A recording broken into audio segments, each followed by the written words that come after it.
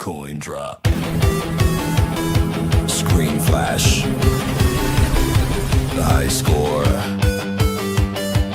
Boss laugh. Thumb sore, same fight. Lost track of the time all night. Snacks gone, eyes red. Still shouting one more instead. Distracted gamers, press start. Button mashing from the heart. Round one, game on. We get hit, go harder. Distracted gamers, press start.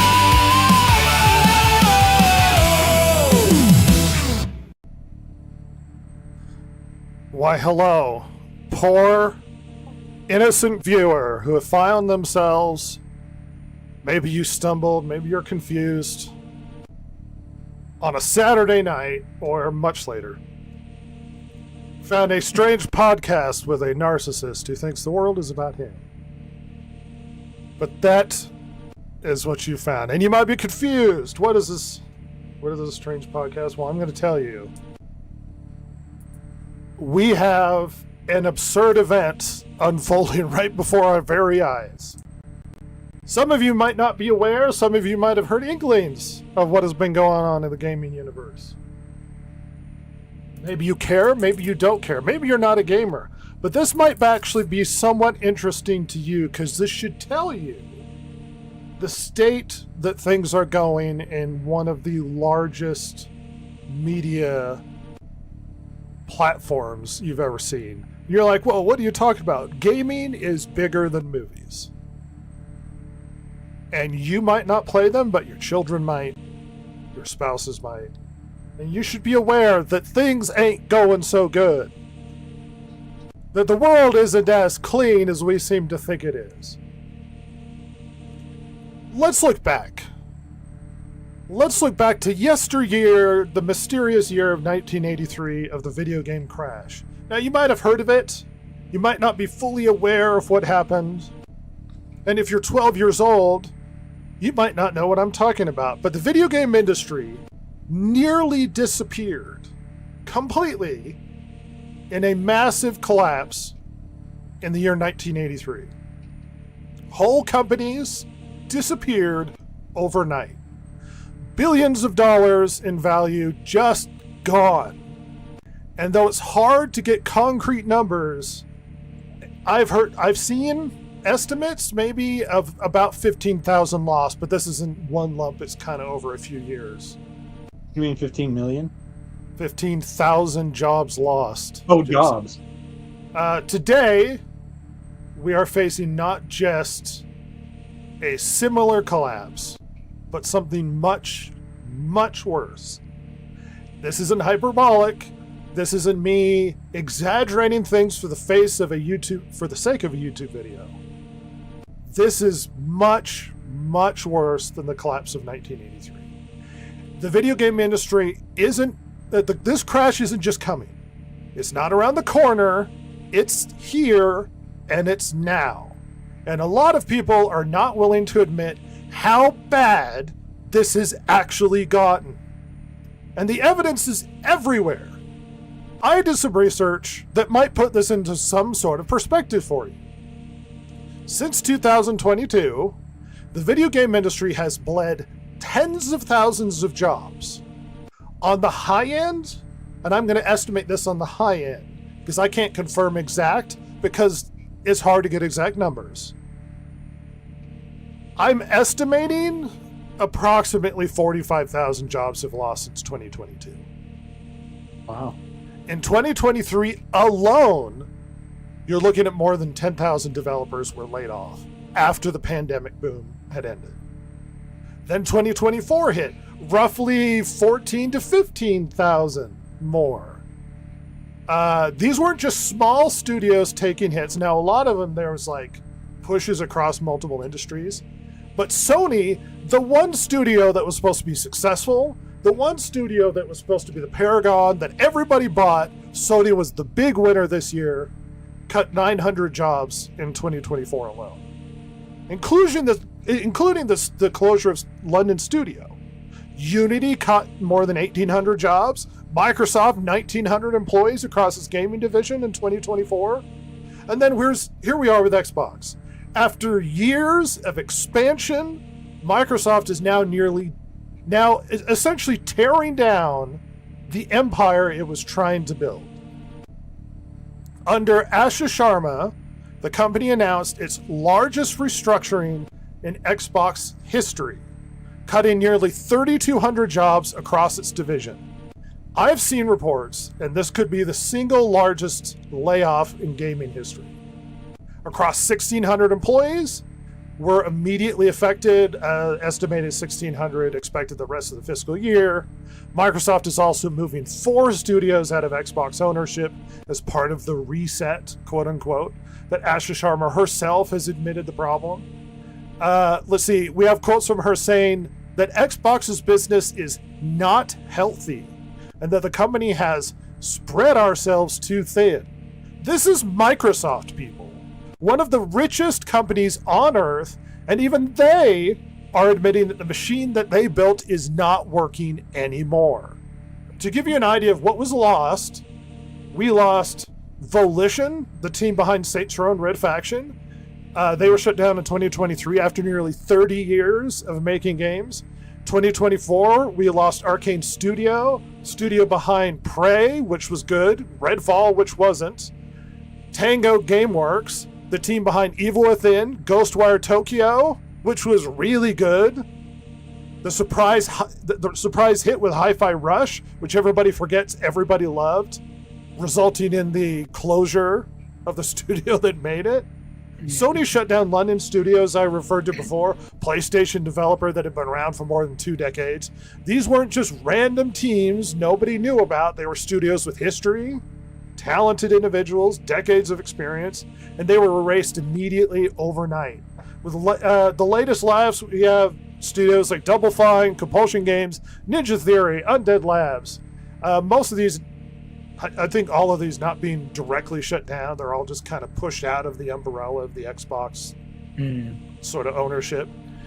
These are teams behind Psychonauts, South of Midnight, though nobody played it. It won a bunch of awards. Hellblade, State of Decay. Microsoft spent billions of dollars, building a massive company, an empire of gaming, acquiring a huge amount of companies under Phil Spencer, and it's basically being disassembled as we speak. But the layoffs are not the only part of the problem. The other part is the games themselves, because as we've seen, they haven't been good. And while the executives are telling us the industry is bigger and better than ever and things are fine, they are not fine. And they have quietly been burning hundreds of millions of dollars on games that nobody wanted to play. Battlefield 5 was supposed to carry one of the biggest game industries forward, biggest games in the franchise forward. But instead it became one of the most maligned games in the new woke era of gaming. Battlefield 2042 was a giant piece of crap. And then we have Call of Duty. Call of Duty was a machine. It could produce a banger after year without fail, to the point where they had 2 studios working on Call of Duty games, alternating releases. And then what do we got? We got Vanguard, we got Modern Warfare 3. Let's not have Ross go off on all of the COD remakes we've gotten in the last while. None of them were successful. Then came the live service disasters. Every publisher wanted to be the next Fortnite. Everyone wanted a game that would print money forever. Instead, they built a graveyard, essentially heaped upon by hubris and incompetency.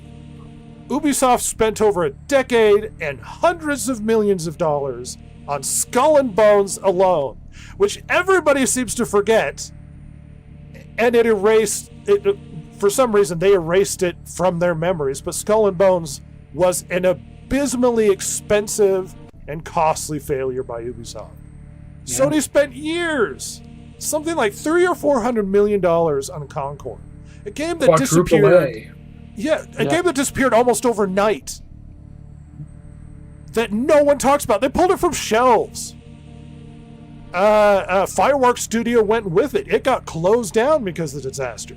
Ubisoft's X Defiant. Everybody forgets about X Defiant. What was it, 120 million for X Defiant that they Yeah. blew on that stupid thing? It was supposed to be a competitor to Call of Duty. Only for that game to collapse and be shut down within months. And it wasn't just shooters. Anthem? We're going to forget Anthem happened?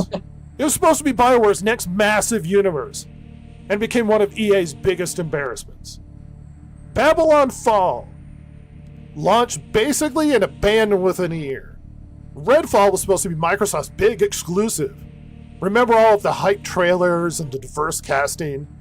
It was such a disaster, Arcane Austin got shut down. Suicide Squad, of all things.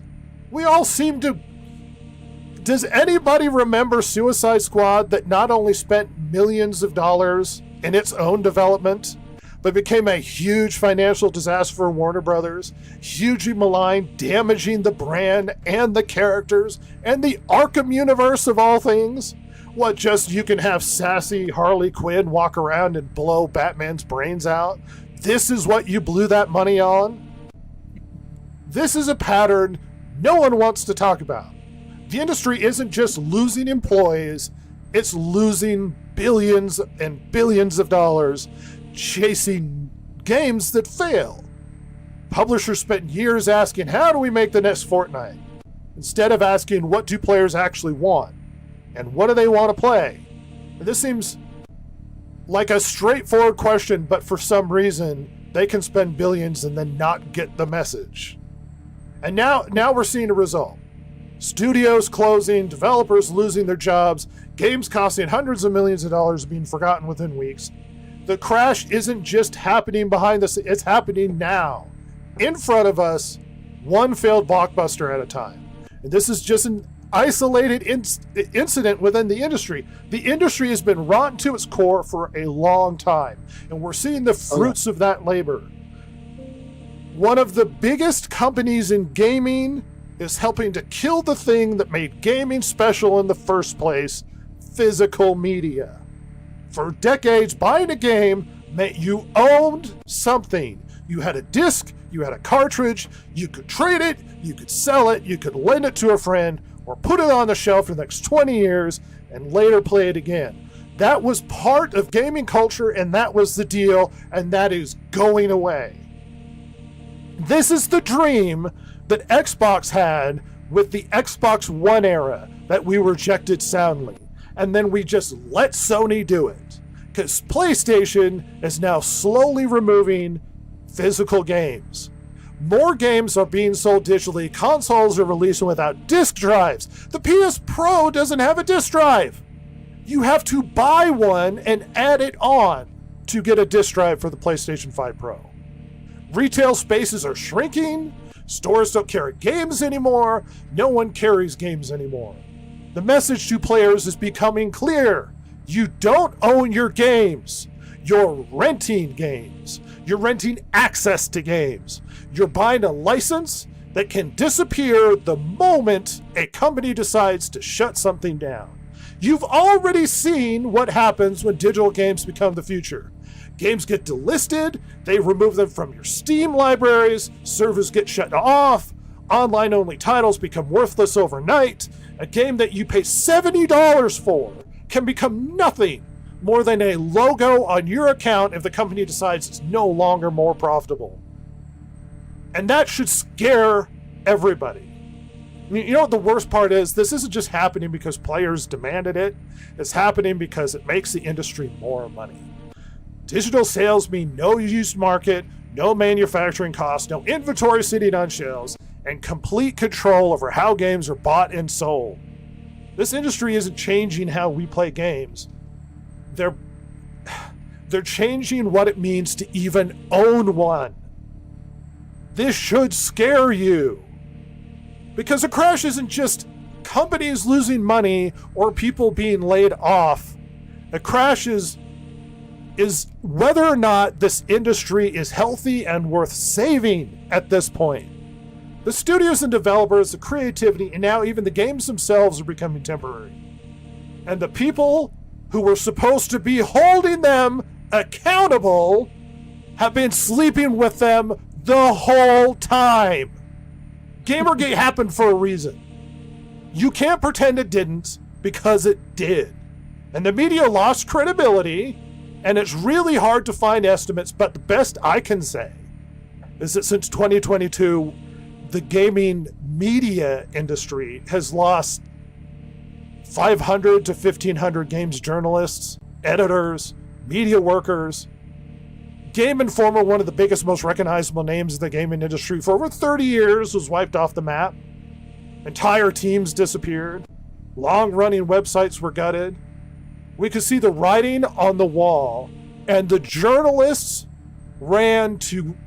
essentially ran cover for the industry. One of the greatest crimes to happen in gaming was that we could see how bad things were, and they lied to us about how bad it was. They covered for them, and they got paid for it.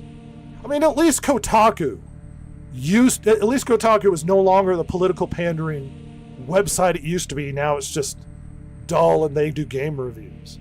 But this cannot go on anymore. And you're lying to yourself if you don't realize how bad this has actually gotten. The thing is collapsing before our very eyes. More have been laid off, more money has been spent and lost. More creativity has been thrown out the window. And none of you seem to realize what's actually happening right now. This isn't will the game industry collapse? It has. It's over. What it looks like down the future as we walk into our dystopian cyberpunk world and me and Ross start adapting Choom in our daily language. This is going badly. And none of you, it's not only none of you realize what's happening, you're running cover for these people.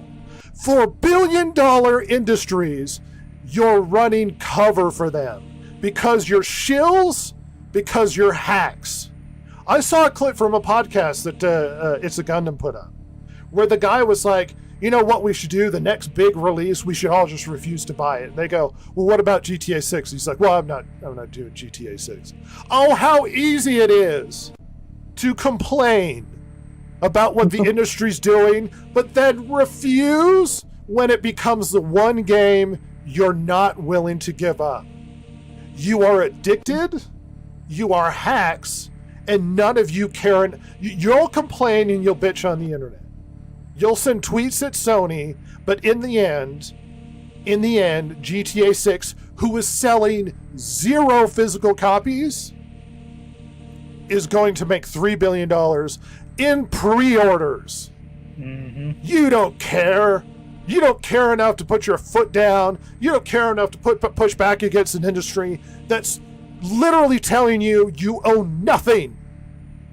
And you're supposed to be happy about it. None of you have a spine.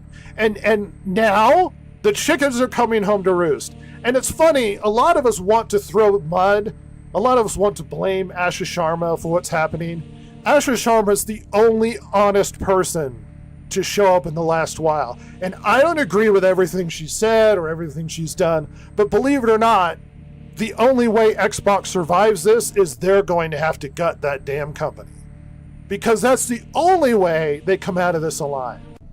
She is right. Xbox is sick. And the only solution is to start massive cuts and essentially do everything possible to survive the collapse that is essentially happening today. Anyway, I said my piece. Was I angry enough? I mean, I think, appropriately, yes. Oh, look, it's Silver. Oh my god! Hi. You snuck up on me there. I didn't see you there, slugger. Anyway, I'm sorry, Ross, you were saying. How did you miss the giant kaiju? Ah, well, I get lost in my own thoughts. This whole thing is crazy. It's, you know, when you put it into perspective like that with numbers and like it's huge. I mean, we knew it was unhealthy, right? I mean, Yeah. months and months ago, you had talked about this on the podcast. Like it just seemed like something there was an illness, a cancer. Bloated budgets, impossible release windows, just all the sorts of things that we've been talking about forever. Well, And it and just all just the comes numbers down were to going this. down. You know, it Yeah. didn't matter how big the game was, really. Like, I mean, we went from people buying multiple games in decades gone by a year to 2 if you're lucky. And when they do buy them, they're on sale. You know, this is we've covered before, and But not a sign of a healthy, bo- exciting industry. not to Bogart Ross's response, to reinforce it, the stats say the average person buys about 1 or 2 games a year. Yeah. And if I remember right, like when we looked into it, it in years gone by, it had been a lot. People bought more games than that per year, typically. But and you know, there's crazy stuff. I mean, Asha Sharma coming out and I mean, just admitting, like, just being super upfront about it. Like, yep, it's not good. Things are bad. It's I've crazy. been pleasantly surprised by her. Well, I don't. She feels. I mean, not with the layoffs. The layoffs needed to happen. They have to happen. But there is some untrustworthiness to her. That is, I Ross has misread- personal beef, but let's set that aside for the moment. yeah, I that's a misread political in thing. that I don't agree with everything that she did, but I'm pleasantly surprised by the tack she's taken in this particular scenario, and especially with the things that she's done just in general, like admitting that Game Pass was too expensive and saying that, you know, we need to stand on our own 2 feet kind of thing, as opposed to just having Microsoft float them for the next forever. Well, she Well, essentially admitted that Game Pass, the massive gamble that Microsoft put everything behind, was a failure. Yeah. And, you know, it is. It's something very different from the, no, whoa, gamers, everything's good. What do you mean? Don't you just love that new game? Like, no, we all hate it, actually. This sucks. I don't know. It seems like there is a... And we'll see, you know, I mean, look, it's early. Like, this stuff just happened. We are in the middle of a what appears to be an outrageously huge restructuring in Xbox. There will probably be more to come with Sony. I think Sony is... I mean, look, we know about the Let's physical move copies thing. back to the street. Anyway, go ahead. But, you know, like Rhett said, like Rhett had brought up, I mean, Firewalk Studios was this big investment for them. Fail. Gone. They are in a grave right now. Bungie, huge investment for them. Massive in the midst failure. of of some major changes. You know, like I don't be surprised if Sony's going to have some very similar news within the next year. I mean, They put a lot of especially- eggs in that Bungie basket, man. a lot. And look, of all, I am, and I think we all are on this podcast, but I feel like I feel like I'm the one that beats the drum of like, hey, not all movie producers and studio people are bad, and not everybody that works higher up in video game companies are bad people or in publishers. Like, sometimes they have to make the hard choice. Yeah. So, but one thing you absolutely can blame on muckety mucks at Bungie, big higher up, big payday boys, is this is my opinion, just my opinion. This is not, I'm not a lawyer, I'm not a CPA This or statement is anything. not an official comment from the podcast, and Yes, Ross's this is an personal unofficial opinion. comment. This is my own opinion. But I mean, it seems to me like they clearly duped Sony into paying way too much money by having a billion irons in the fire projects, and then as soon as they got the Sony money, they were like, well, anyway, just do some Destiny expansions, and I guess keep working on that marathon. yeah, that weird claim that they increased their value by claiming there were a lot of projects in the making just to inflate what Yep. they were worth. They built a brand new office in the process of all these things, and now it's like you can't even make a good game. They were so confident behind Bungie that they were going to put Bungie in charge of all of their live service stuff. Bungie was overseeing Marathon.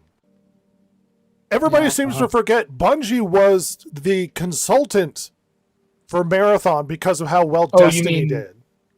Yeah, do you mean... Oh, because they made Marathon. Do you mean that one that failed with the big fat lady, the hero shooter? Oh, I think that's... they made Marathon, which is a failure, but they oversaw that... why can I not think of the name now? Good Lord. Hold Concord? on. Yes. Concord's Sony. Yeah, that's... Uh-huh. Oh, they oversaw a Sony project? Well, they are Sony, dude. Bungie. Remember Sony bought them for $4 billion? Bungie is owned by Sony. Yeah. Because I keep thinking Bungie Xbox, but no, Bungie split off and Xbox kept Halo. Right. Yeah. Yeah. Rhett was confused for a moment. But yeah, I mean, it's they oversaw that's Concord. one thing. Yeah.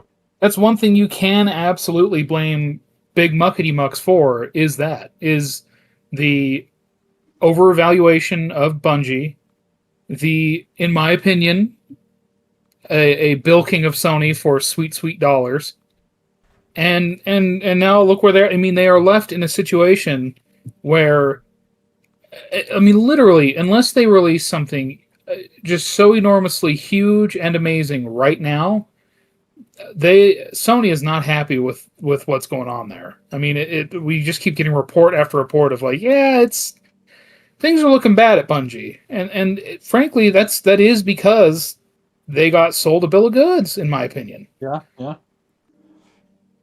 And now, granted, there's also a lot of other things, extenuating things within the Bungie that led to Bungie being about as appealing as liquid cancer.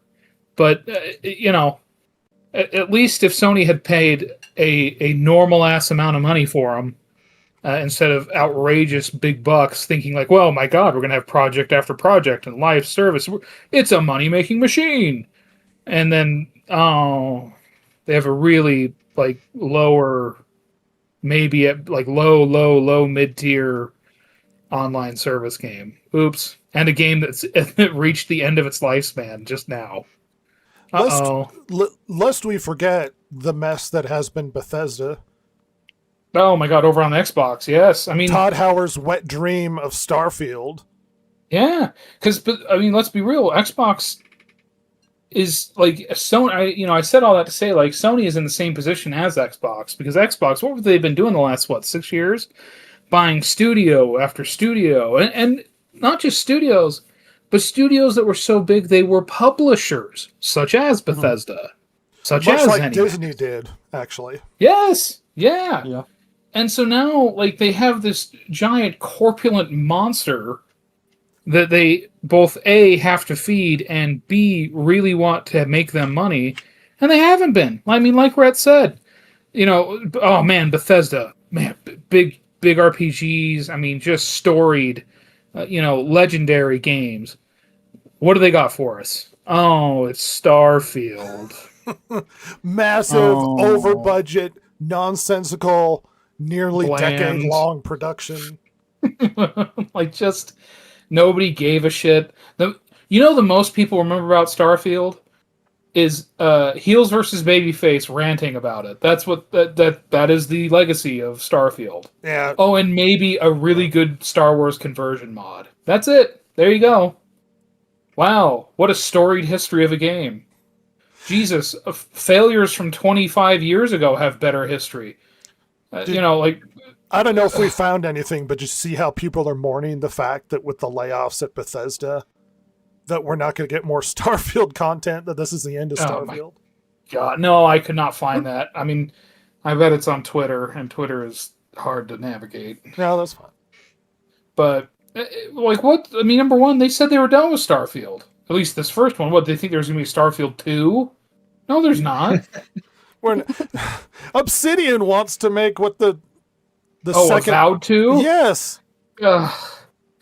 hey kids, do you want your weirdly bland? God, that game was so hard. Like, not hard to play, but like I'm sitting there playing it and just bored to tears, and I couldn't understand why. Because unlike Starfield, which was just like looking at wallpaper paste. I mean, just it's so bland to look at, bland to play. You're sitting here playing Avowed, and you're like, man, this is kind of like that Might and Magic game, Dark Messiah. You know, you can kick people. It's like kind of actiony. That's cool. And then like, oh man, it's really bright and colorful, and oh man, this world, and it's like it is not drawing me in at all. Like that game was, it's staggeringly boring, and I don't understand how they could do that. It's mind-boggling. And they were going to make a second one and sell it to who?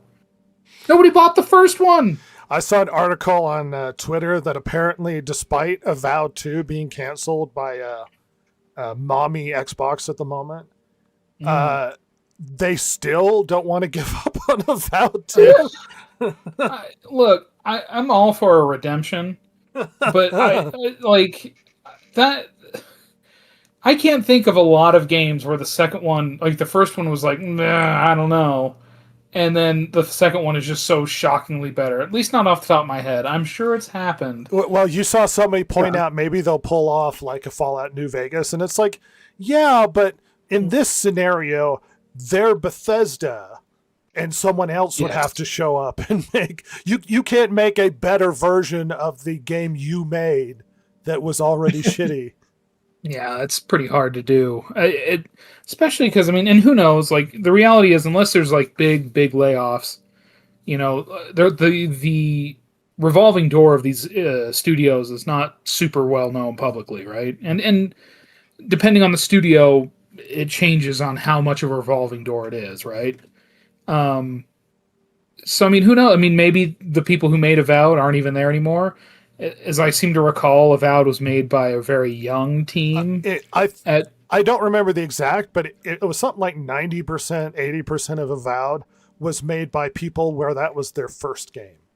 Yeah, so I doubt they've moved on, or at least seems unlikely, unless Maybe they were they fired. learned from their first failures. And maybe, you know, like, I mean, it's, I don't know, it's literally that game. I wanted to like that game and it wouldn't let me. And maybe I'm just being obstinate, but it just didn't draw me in at all. And that's, I don't know, it's weird. So now we have Mommy Sharma telling them, you screw Avowed 2, you're making a Fallout game. Yeah. Right now. She literally put the kibosh on any Avowed 2, and she's like, no, you're making Fallout. It's like, yeah, but it's like, no, we're making a Fallout game, and you're going to listen to what I have to tell you. And look, the reality is, like, I mean, I get not maybe having something in the chamber ready to go when the first season of the Fallout show came out, right? Fine. Like, I get that. You know, stuff sneaks up on you. You don't think it's going to be successful. Although, like it makes more sense to have maybe like, oh, we have a Fallout TV show themed expansion for 76. Okay, fine. Fallout 1 was a sleeper hit. Yeah, stuck out of nowhere. But you didn't get anything in the works by the time season 2 was coming around. What the fuck is happening? So now they have to pawn it off to Obsidian. Between Bethesda just dragging their feet on everything. I mean, the fact that we are so far away from Elder Scrolls 6 still is shocking. We are at 15 years, which I've said a billion times on this podcast. But we are at 15 years since Skyrim. We haven't had the next one yet? How? How is this possible? And especially when you look at how huge the team is. Yeah. Now, that may push it back even further. And look, I mean, I guarantee you Asha Sharma's telling him, no, it's not. You just need to focus on it. From what I heard behind the scenes, she's putting a bunch of pressure on Bethesda to get that damn game out. And you know she's what? like, you need to finish. You need to finish it. She's right. What are we doing? Like, look, I'd get it if Starfield was a runaway success. Like, just this huge game. You know, if it had like when Cyberpunk got its redemption, right? Yeah. If it was like that, It's like, you let know, them cook. Let them. sure, fair enough. It fucking sucked. What are you doing? Get moving. Like, you shouldn't be. And I guarantee, because this is a thing that you hear about with game devs, and it's been a thing with game devs for as long as game devs have been around. Really, maybe not the early days, but certainly I remember hearing about it with '90s companies, where sometimes they start getting so many irons in the fire, it like really distracts from the project they're working on right now, or at least should be. And I get the impression that's what's happening at Bethesda. I have no evidence of this, truly, but you see how huge Bethesda is. Like, let's see, Bethesda Game Studios size. I mean, goddamn, they have 500 employees, 201 to 500 employees. What are we doing? Get moving. I mean, you're not as big as Bethesda, as Bungie was at one point, where they have like 1,600 people. But let's get moving. Remember BioWare, when BioWare used to be a good company? Yeah. I mean, and let's be real. I mean, how long is EA going to tolerate them? I mean, their next game has to be huge. Yeah. It has to be. Otherwise, they are Anthem going was in a the grave. huge gamble on their part. And they followed up with Veilguard, which was an embarrassment. Well, they were. What is it? The BioWare magic, where basically they rush things, they poorly plan, and that somehow it just comes together. And I think it was just a handful of guys that were put under way too much work, that were far too talented. And that BioWare magic seems to have not been working. I think part of the blame for Inquisition can honestly be placed on the back of what was the new one? Oh, Veilguard? Veilguard. Part of the blame of Veilguard could be put on the back of Inquisition. Because Inquisition, people behind the scenes knew how big a mess it was, and they were kind of upset that it was successful, because they're like, they're going to learn the wrong lessons from the success of Inquisition. And they did. Yeah. Yeah. And they're like, let's go harder. Let's go harder with politics. Well, and you had like the pretty big, the large success of Inquisition, right? And they followed it up with Andromeda, which fucking sucked. I think it sold okay-ish, but it wasn't like a huge runaway success. For today, it was a runaway success, but at the time, it was okay-ish. Yeah. They followed that up with Anthem, which was a shocking failure. I mean, even at the time, like literally as it came out, people were just gobsmacked. And they followed that up with Veilguard, which is an embarrassing failure. Look, Veilguard is a failure from, like, Anthem was a failure of delusion. Like, they thought they were making something magical. Veilguard is a failure of stupidity. Yeah. I mean, what little I played of Anthem, I could see that they had some love in there. There's some gameplay, there's some fun elements, but it didn't come together. No. And whereas Veilguard, I mean, my God. I mean, it looked so embarrassing, it drove people away actively. Like, I'll play the other Dragon Age games. I'm never going to play that. I mean, well, somebody would have to pay me thousands of dollars. Let me put it like that. You pay me decent money, I'll play it. But just for my own entertainment? Are you kidding? No. Ross is not entertained. No.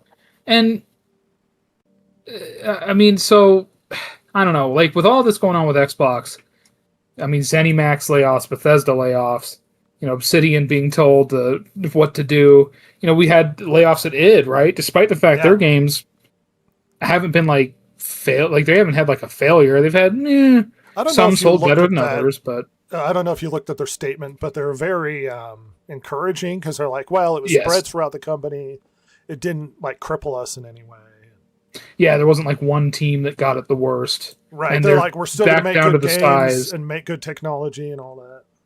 Yeah, they're back down to the size of the team that made Doom 2016, which is, obviously, if that's true, that is a very good thing to say, because Doom 2016, huge success, people loved it. That That's encouraging, like you said, and I hope they can move on and keep doing good stuff. We have Bethesda. Their union is wanting to do like rallies. Yeah, Like- their union's having protests despite the fact that there's massive amount of people on the chopping block. It's like, yeah, just put a sign on your head, fire me. Yeah. Well, and like, what's that going to do? I mean, it's like standing in front of the train before it, hits a school bus. I mean, is that admirable or like? I mean, cool, you're letting I your think voice it's be known, delusional. but yeah, like, Standing in Enron demanding more money as the whole thing comes collapsing around you. yeah, The building's on fire. Get out. No. yeah. I want more need more. consideration. You need more comfortable chairs. Your chair's on fire, but I want it more comfortable, damn it. I mean, it'd be like protesting that, like, well, we need, like, if like you're in a drought, well, we need more water. It's like, yeah, well, there's none to give you. Like we have to make changes. You know what I mean? Unionizing at Ubisoft. Well, Remember that? yes. That's not that long ago, a gonna month go or so. Yeah, maybe two at most. But yeah, it's just like, what, picking over the corpse? Like, why? Mm-hmm. Ubisoft you ain't know, doing like- so well. Yeah, no. I mean, my God, it's the sick man of the gaming industry. Seriously, with this kind of stuff going on, especially with like unionization and protests and things like that, if I was upper management, I'd be looking directly at those people for cuts coming in the future.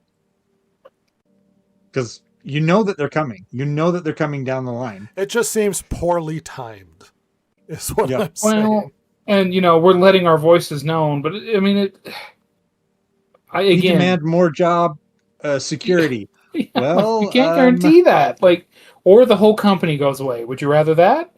Yeah. Well, you know, that's just it. Talk to the individual worker, and they will say yes. I would rather have the company go away than not have job security.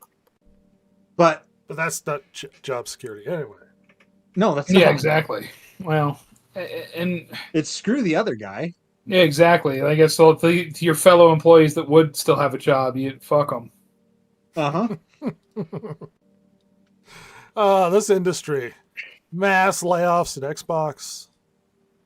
Well, Did- they were writing checks they couldn't cash, so to speak, No. sometimes literally. And they were playing a Gambling game in a way that didn't pay off. Yeah. Yeah. And look, when the gamble is small, right? When we're going to try something, see if there's any interest. Fine. But, Xbox put all their eggs in the Game Pass basket. And it did And not pay. people use it, but it doesn't seem to pay well. So that's a problem. Sony is put a lot of money into some studios to try and get them money, and it didn't pay off. No. And so here we are. BioWare and EA, like, BioWare's a hit maker, man. Like, they've made nothing but great games. Well, they haven't for about a decade now. So you better hope the next one's huge. Otherwise, they're going in the grave, man. What on earth is Activision Blizzard doing? Oh my God! Well, and that's a whole, like, just their The history problem- of nightmares is See, a that's whole the other problem. problem. The reason why I laid out a bunch of different things that are going on in my introduction is not because I'm saying this thing is collapsing the industry. I'm saying it's poor decision upon poor decision upon poor decision upon. It's just bad games, bad management, over purchasing, poor decisions, damaging the industry's reputation, putting out things, talking down to. We went through a whole era of forcing woke into the games that didn't go well for industry that was already shaky. And then on top of all of this magic, consoles are becoming more expensive. So are games. Game Pass is going up in price. Mm-hmm. And we have the physical game media drama with PlayStation. You know what's funny about the physical game media drama? Do you know who Maximilian Dude blamed for the drama and the problems happening with Sony specifically, but the game industry as a whole? No, who? He didn't say it, but he suggested Trump's at fault for what's happening. Of course. Oh my god! Fucking how? What? It's the Trump claim didn't from- buy enough video games. No, It's all his fault. the delusion behind the scenes that some people who don't want to admit the game industry is as incompetent as it has been is that the rising prices of games and the everything getting more expensive is because of Trump and the tariffs, which had some effect on the increase in prices, but by and large, and every analyst will tell you this, the increase in cost in hardware is overwhelmingly AI's fault. Overwhelmingly AI's fault because it's raising the price of RAM. It's raising the price of memory. It's not Trump. And you are deluded or too close to the industry to be able to admit to yourself it is corrupt and rotten from the ground up. All of it's bad. And so delusional enough to suggest that, well, it's because certain people have been elected is why physical media is going away. No, these are money-hungry, self-absorbed PlayStation executives who know they're going to get more money per unit sold if they don't have to print physical media. This is factually true. It's actually, folks, the games, they're too cheap. I don't like it. We're gonna tariff them all. Fuck Sony, fuck Nintendo. I don't like it. Like, what? And they wanted this to go in this. Like I said in my introduction, Xbox tried this. They wanted this to be the direction we were headed. But because they don't like the idea that you can buy a game and keep it forever. They don't like the idea that people are trading or selling, the aftermarket. They are keeping you in prison. Look at it this way. If everything's digital, you can't sell your game off so that the other guy can play it. And then that other guy doesn't buy a brand new copy of their game again. It basically imprisons everybody in their own marketplace. And it doesn't allow people to exist outside of their marketplace is essentially what this does. Yeah. Yeah. Watch And physical games be more expensive and skyrocket. oh god, yeah. What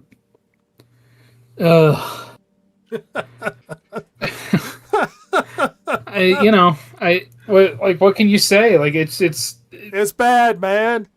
it's really bad. And I'm sure you talked about this last week. Sorry, folks, I've been gone. Drama. You cow. But I don't know why that's an insult that implies you're fat, and I'm just suggesting you're a bad person, but go ahead. no. With like physical media and all this going this way, oh god, I forgot what I was going to say. Damn it. I did it. Never mind. Rhett did it. He stole it from my brain. He has voodoo. Everything's bad. The physical media is going away. The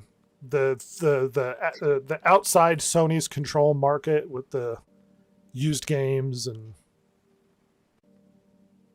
it'll come to you. Regardless, Yeah, at some point. Things aren't going so well on this end. Silver, I don't know how much of my screaming you've heard. What are your reflections on the topic at hand?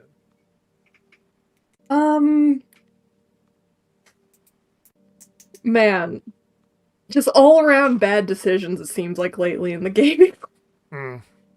It's amazing how bad it's gotten. It seems like, do you think they even think twice about what they do?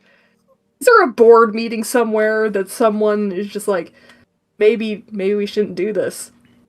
Is this even He got happening? ejected from the company when he did that. I see. Drinker had this, what is it, the cost unit fallacy or whatever it is. Essentially, the theory states that the more money you spend, the less willing you are to kibosh the bad decision because you've already put too much money into it. Yes, it's the sunk cost. The sunk cost fallacy. Yeah. Where Fallacy, essentially yeah. it's like we've already spent $100 million. This has to work. So we put more money into an already flawed project or decision. And that seems to be every game all of the time. But how? Instantly, yes.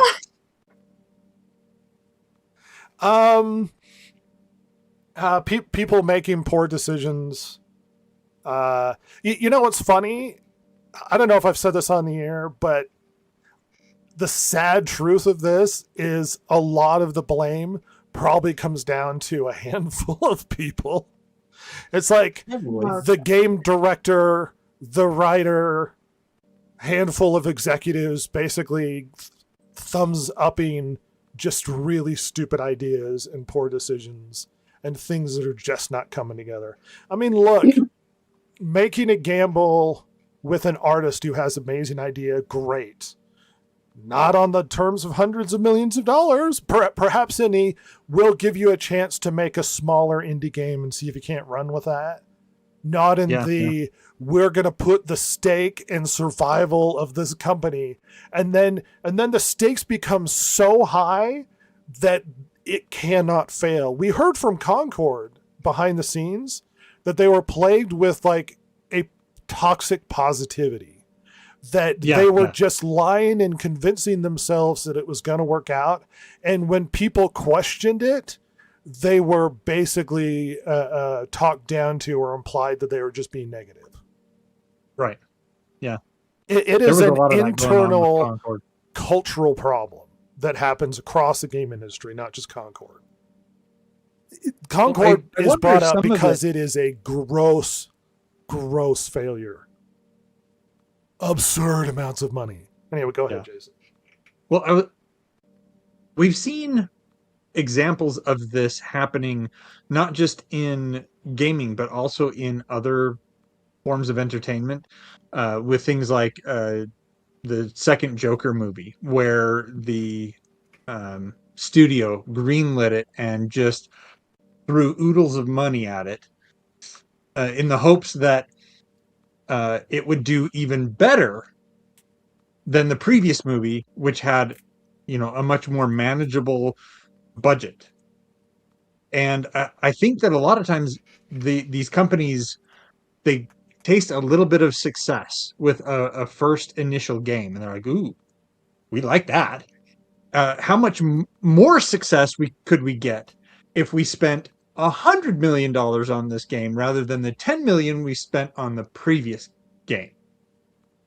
It's almost like they're gambling junkies. It's like they made a small wager and they struck it big, and then they're like, "Ooh, I'm going double all in down on black for the next I'll spin." make even more. Yeah. Much like if anybody's ever traded stocks, a similar situation occurs often with people who trade.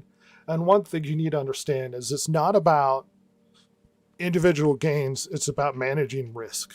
That creates long-term success, because you can have individual moments of success, like you get lucky or whatever, but it's managing risk. And the problem that the game industry, and obviously Hollywood, but we're not talking about Hollywood today, is the lack of ability to manage risk. Let's make a game. We have an interesting idea. We have a track record of success. We have a good idea with gameplay and perhaps storytelling. That's not a new venturous gamble is not $100 million investment. Probably not. I don't know. That seems insane to me. I don't know. Do you think there may be also, at least at some point, maybe not anymore, but they were operating with like bad information? I mean, similar to how we were talking about with Sony buying Bungie, right? Or getting them under their contract, where it's like the information they got was wrong. And I just can't help but think of somebody like a BioWare, like a Bethesda, where, oh man, they've got this track record. Like, this is only going to make money. This is such a good deal. And then it's like, yeah, but if you were paying attention, like, there was cracks in that wall. Like, it's leaking. Like, we got problems. Yeah, I think there's a lot of bad information across a lot of different parts of this. Because, I mean, too often people lay the so-called woke stuff, like that blame on the backs of everything failing. It's an aspect. but it's not the main reason. It's poor business decisions. But Mhm. Yeah. I'm going to say that the so-called political pandering and the culture war stuff was not technically irrational. And I'll tell you why. You had some of the most vocal people in politics shouting this from the rooftops and getting a lot of attention. And then you had a lot of middle management and very highly educated college individuals crawling out of the woodwork saying, this is where the culture is going. You better get behind it. And so executives who might not even know anything were by and large being lied to that the gamers will receive this. Because this is where this is direction young people are moving politically. And so they just embraced it because this is what the young executives at highly accredited colleges are telling them that the direction things are going. And they gambled a lot of money. Veilguard is the perfect example. They gambled a lot of money into this, and a lot of them lied to themselves that this is the right decision. And it didn't work. It didn't pay off. And like you said, I think a lot of it has to do with bad information. They were told that this is the direction it was going, but what they were being told by activists who were very loud, and it turns out a smaller portion of the population than people are willing to admit. Yeah. Well, I was going to say there were a lot of bad actors that were pushing bad information. Yeah. Oh, sure. Yeah. And I don't know, like, and because we're not talking about this industry, and I don't know a ton about it, but I know just enough to be dangerous, I guess. But it reminds me too of where the comic book industry has found itself too, where no, what do you mean sales are great? And it's like, are those really sales? Well, no, that's what we shipped. It's like, yeah, but that doesn't mean you made money on them. Like they just like they probably were working with bad information, like they were going down the wrong path, and then they reach a point where they can't admit failure or something. And they go like, well, now we got to prop up what we've done. And it's like, okay. There's a lot of situations where they spent so much money they can't admit failure. There's no turning around this Titanic. Yeah. And strangely enough, it took Asha Sharma to be like, oh, this isn't working, everybody. Crazy. Oh, no. By the way, the industry's sick. This is not working anymore. Things is bad. One of the things that I was talking about with budgets earlier was that we have these outrageous budgets that when you get right down to it, if you sink that much money into a project, it's like chopping off your leg to admit that you were wrong and that you needed to change direction. But if you had a much more manageable, much more reasonable budget where you're like, we need to change this, we need to change course here, it would be much more easy, much more doable, rather than you're sitting there going, we sunk $100,000 or $100 million into this. There's no way this can't fail. Much like the Yakuza, it's easier to sacrifice a pinky at a time. Yep. Shame. I remember hearing a story of some guy that lost his pinky. It was a guy that was talking about a former Yakuza talking about a Yakuza he knew. And he's like, yeah, he screwed up and he cut his pinky off. And then his boss was like, you didn't need to do that. We don't do that anymore. Damn it. I was like, I can't put it back. Oh, well. Where was the company memo on that one? Not to pat myself on the back, but I think I had a valid point that perhaps one of the grossest parts of this is how the games media industry ran cover for them. Oh, yeah. Nobody was willing to call out how bad it was getting because they were getting kickbacks from come on. Well, unfortunately, this is a problem with criticism in general. Yeah. Unfortunately, if you criticize too harshly any of your sources for content, they stop giving you those sources. They stop giving you access. And so there really isn't right now a really good way to do this. You'd almost have to have the people that are doing the criticism be faceless. No identity, The people who are submitting this for critique, they don't get to know who the critic is Well, at all. No, nothing. You just get to put it out there, and the critic gets to give an honest opinion on it, well, and you have to live ideally, with it. and I've made this criticism before, but the games media is really weird because ideally speaking, the media is supposed to be the check. They're supposed to be the pushback. They're supposed to be the check and balance, especially in like politics. But then you have the problem where, well, what if they're on their side? And the case of the gaming industry, it's like they're on the side of the gaming industry because they get access, they get early games, they get to go to the parties, they get sent free stuff, and they're unwilling to criticize them when they were the ones that were supposed to be the watchdogs and call what was going out. And if anything, the biggest criminal in the situation was the gaming industry. But that's what's so weird about the gaming industry. This isn't just politics where you're reporting news and you have a political agenda or one way or the other. The gaming industry are talking about products and they're speaking to consumers. And that's what's so weird about it is in many ways they're kind of industry advertisements, pretending to be legitimate, fair, and honest reporters. Yeah. You know what The other industry thing had that that's too was the car industry. Oh, yeah. Yeah. You know, if you wanted to read car reviews, I mean, the magazines, you open them up, it's like, oh, well, wonder where they get their bread buttered. Yeah, It's I just wonder. a problem. I wonder who's been paying off this this reporter or writer, and that's what makes it different than normal newspapers and normal media individuals.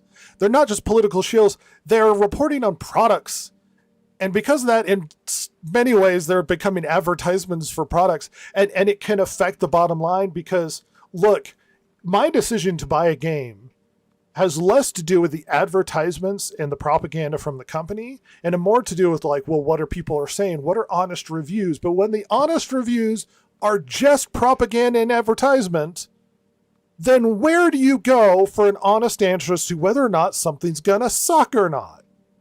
And that is a big problem. And the industry lost so much credibility, so much, because we saw what happened. We saw with Gamergate where we saw a reporter was sleeping with the game he was reviewing with the person who made it. We saw this happen. And then they called it out and they immediately accusations of right-wing conspirators and industry tribes. Like the tactic of attacking anybody with legitimate criticism or illegitimate, but by just attacking them and waving them off as some sort of internet conspiracy, well, it's not a conspiracy anymore because you failed in every way. So either it's just a bunch of lying chuds on the internet or bots. Remember when we went through the era of them claiming Russian bots were undermining like media? Yeah. Oh, yeah. Like how insane was that proposal? No, like the Why would the Russians Russian care bots if you see the be new interested? Star Wars. They literally claimed that the reason why the new Star Wars there was so much bad press is because of Russians. Like the KGB really cares if you see the new Star Wars. These were the claims because it was cope. It was cope because they couldn't admit that the game industry they shield for, that the people that they bent over backwards to support these multi-billion-dollar corporations were producing bad stuff. And so what do? You just lie. You claim it's not as bad as they think it is. Because you know, you have friends in the industry. They're well-meaning people. They're not trying to make bad games. You're too close to the situation.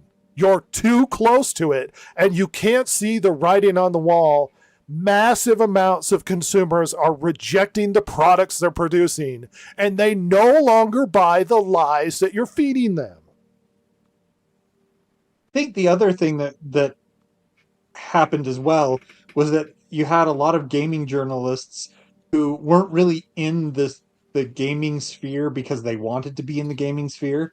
They wanted to be reporters talking about hard-hitting cultural issues, and not only that, but they also wanted to direct the conversation. I shouldn't say direct the conversation. I should say actually direct cultural change and they saw it as their opportunity to do that through video games. Well, the worst perpetrator of this was Kotaku. And one of the Yeah. most famous reviews was somebody who wrote a review for the PlayStation 5, and half of it was complaining about Donald Trump. And COVID Right, and I all this forgot other. about that. Remember that? Yep. Yeah. And I was like, what are we doing? Can you tell me if it's a good console or not? Is it fast? Is it affordable? Is it worth the money? Are there potentially good games? All of these are the only permanent amount of information instead of like, yeah, but Donald Trump and COVID. It's like, all right, look, if you care that much, become a reporter. Well, you couldn't hack it as a news journalist. So here we are trying to redirect politics through your game reviews. This is why Kotaku took such a big hit. Kotaku was very political. And you might go, well, what? They're allowed to have opinions. Yes, they are. And that's why they were failing, because gamers aren't coming there for commentary on Trump. They're coming to find out whether or not Call of Duty sucks balls. And you lack the capacity to be honest with them. And No, Kotaku got restructured for it. They are a paled comparison of what they used to be. Sorry, Ross. No, you're good. No, Red, this is going to work great this time, I promise. We're going to make so much money. Oh. Did we touch enough? Did Ross, you haven't had a lot of commentary on the Sony stuff with the physical game things. Yeah, I wasn't here. Well, what are your feelings? It's awful, but it's not going to change unless Sony gets sued. That's not going to change anything. Anyway, Ross, what were you thinking?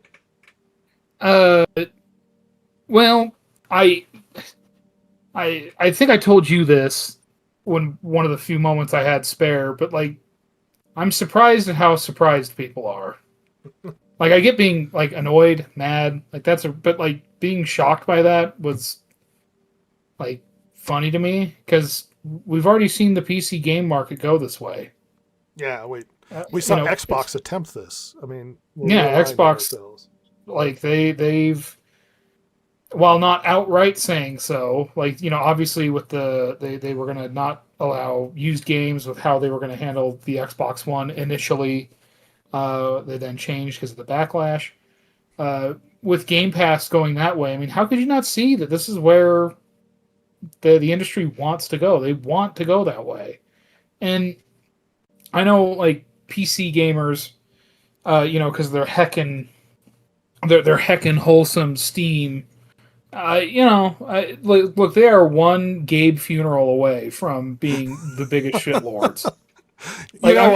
You're shockingly correct about that. It takes one Gabe funeral, and the next guy in charge is like, we're going to milk them for all they're worth. Yeah, and you'd hope that'd be his son, but why? He's like, it's not a kingdom. This isn't a fief. It's a company. Yeah. I don't know who's going to be in charge next. Like, and look, I God bless Gabe. He's kept it pretty well on the straight and narrow. There's still a lot of shit with Steam, but I mean, compared to the rest of the PC market, my God, I mean, GOG's good too, but I mean, they were like, what, 5% of the market? Yeah. This is clearly where gaming was going to go with consoles eventually too. I mean, and it's so weird to think. Devalues the concept of consoles, but sorry, go ahead. Yeah, no, it does. Absolutely does. And it's funny because when I think back on it, because I was never really a big PC gamer. Like, I played a few PC games, but really I didn't play a lot of PC games until like 2016 or so, when I got a PC that could actually do it. It's funny to me that they went so hard in the paint with that so early compared to, and granted, there were still physical copies of PC games, and for quite a while. It really didn't just go completely extinct until somewhat more recently, last 8 years maybe. But it's because the reason why I think with console why they didn't go that way is, while yes, I have always lived in a place that had pretty good internet service has been pretty spotty. for a lot of places and a lot of people, and it's just it wasn't a must-have always, at least in super high speed ways, up until somewhat recently, maybe a decade now, right? Yeah. I mean, I don't know. It's just weird. But of course they want to Starlink go this helped way. fill the gap for a lot of people. Yeah, definitely. I mean, that probably killed off the last of dial-up. It's cheaper. They can really fuck you with it. It's just, of course they want to go this way. PC's already gone this way. It's sad that it's happening, and it's bad with Sony especially because they are not just somebody who is a console manufacturer and we're not going to pursue that anymore. They're also the guys that make the fucking discs. That's the part that's alarming. I don't think they're the only disc factory for like Blu-rays and stuff, but like they are a major one. Well, they invented Blu-ray. Yeah. So it's like, boy, if they're wanting to step away from that, that's alarming as hell. And that could signal. And again, we TV and movies have already started going this way too. On demand. When I first saw on demand stuff, that was like, oh, you have like a nice cable package, and oh man, how fancy. And to now, it's like, well, what do you mean on demand? On demand is old now. Now it's just like, well, just find it somewhere. I don't know. Yeah, Have it, I can buy it or watch it. It's just the standard, but the whole world wants to go this way. It's allows them to be much more protective of their IPs in ways that are And control. so infinitely shittier. Yep. And it's a bummer. And what you Really get in bad. return is convenience. Yeah, and Yeah. frankly, not even that much convenience anymore. My God, there's about a bit, even with the post-COVID slump, if you will, with streaming services and such. There's about 1 billion fucking streaming services. Literally, one of my more common Google searches is, where is X, Y, or Z movie playing, like streaming? or is it It's straight- infuriating. Now, I understand the convenience argument hilariously enough. Like, I had that stupid situation where I'm sitting at home and I'm like, God, I need a new toothbrush. I could go 5 minutes away from my house and buy a new toothbrush, or I could just buy one on Amazon and it shows up tomorrow. I don't Ew, even have Walmart. to leave the No. house. Gross. Yuck. I understand No that argument. thanks. But now it's to the point where it's like, even if you don't own even if you own the movie, I have the movie on my shelf, but I don't want to walk over there, take it out, and put the disc in. I can just click on my Netflix. Yeah. Yeah. My biggest Yeah. excuse for buying physical is because I don't always have a guarantee that I have access. Streaming services lose the rights to stream things all the time. Yeah. Yes. That's my There was point. an article that I saw earlier today that was like, "Oh, you need to catch this movie on this streaming channel before, or on this streaming service before it goes away at the end of the month." It's like, okay. So having that physical media is always going to be there for you.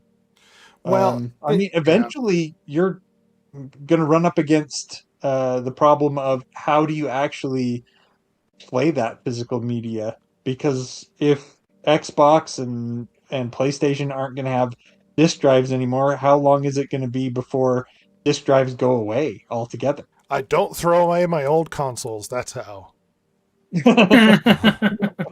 Here's a dirty secret that no one wants to admit, that everybody claims is just as good, but it's not true. If you have gone down the 4K route and have a very refined ability to see the resolution differences and whatnot, I'm going to tell you right now, the picture is clearer with a physical disc than it is if you stream it. I don't Yeah. care if they say in 4K it comes out perfectly. If I watch something in 4K, because I've tested the difference. I can watch Lord of the Rings in 4K on streaming and then put in the disc, and it looks better off a disc. It just does. Yeah. So if you care about having cinema quality, clear images and pictures, it's always going to be better physical. Always. That might be a niche thing that only I might care about or cinemaphiles might care about, but there is a difference. And if you're willing to go down the 4K route, why sacrifice quality for convenience? You're trying to get quality. That's the purpose of what you're trying to do in the first place. Mm-hmm. I mean, honestly, Silver, I don't know. Obviously, you listen to every word we say, and you've listened to the last podcast with the big news that has happened because you're an active fan of the podcast and you care, and you're not just falling asleep in the background. Oh, yes. So what are your reflections on Sony announcing that they're no longer going to be printing physical copies by January 2028? Do you think it affects you personally? What are your thoughts on consumer rights and all that? What do you think?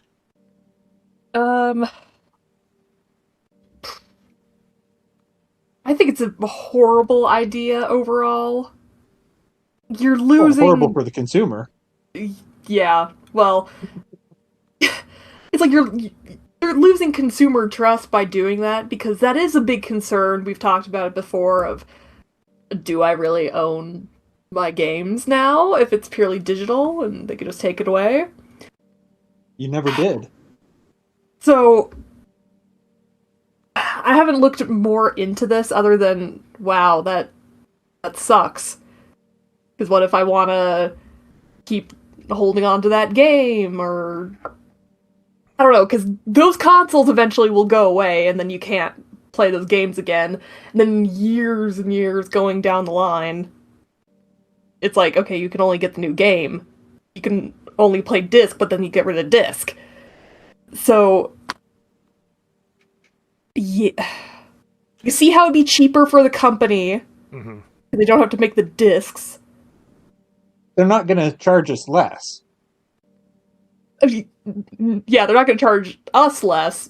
It's still going to be horrible for digital, but I'm saying they don't have to, manufacture discs or anything, so they're getting more money out of it. But I mean, not to quote myself in my own brilliance. yes. But as I stated before, you don't own your games anymore. You're just renting access. Exactly, and they could take it away.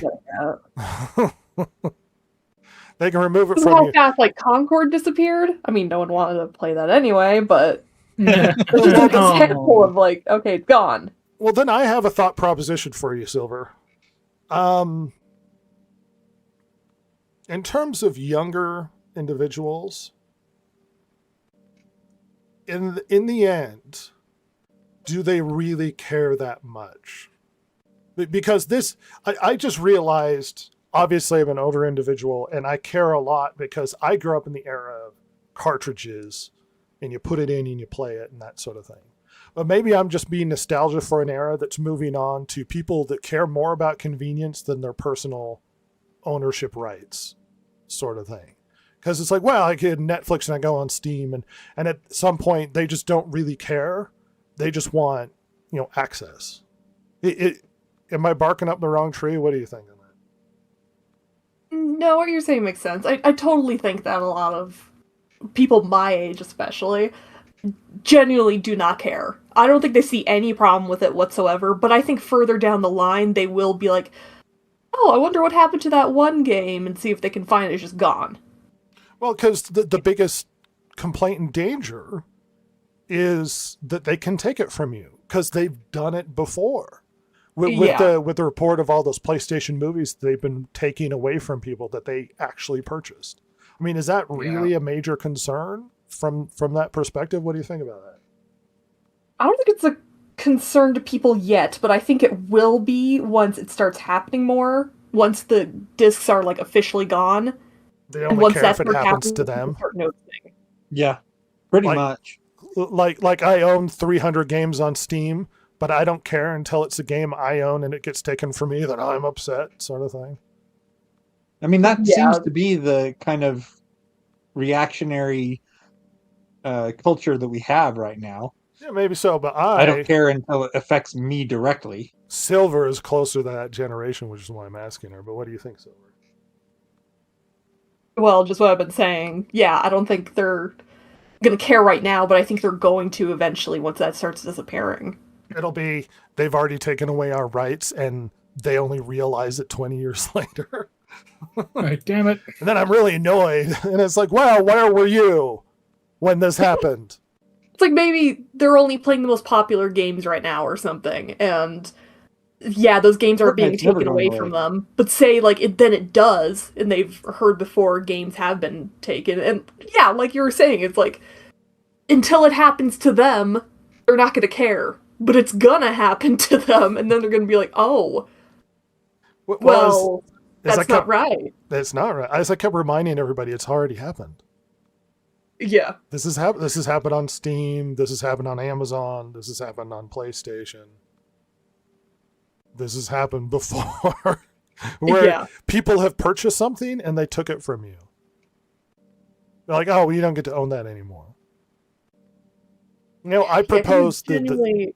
I'm sorry. Can't see what's going on for however long, and people just being like, "Oh, my thing is gone. I don't care." No, they're gonna care. Well, how plugged in are people right now? Like, are they even listening, or they're like, whatever? Well, I think that a lot of it comes down to the fact that this is just a very much more advanced form of what we had already. The thing is that people don't necessarily realize, but they never owned their games or their media anyway. They only owned the right to use it. The ownership was always with the company, and it always has been. This is just a more extreme, more advanced form of that, where now the company is able to exert more influence over it, because if they get rid of the physical media, they have all the control. Whereas with the physical media, they may have owned it, but I had control because I had that physical copy that I could, regardless of what they wanted, I could still put it in my console and play their game. Anyway, Silver, No, that was all. you lost your thought. That was basically it. Was that I don't think they care really right now until they start seeing it more. Well, what about Kaiju Monster? Because he's almost more basic, younger generation consumer. Does he care, or does he think about it?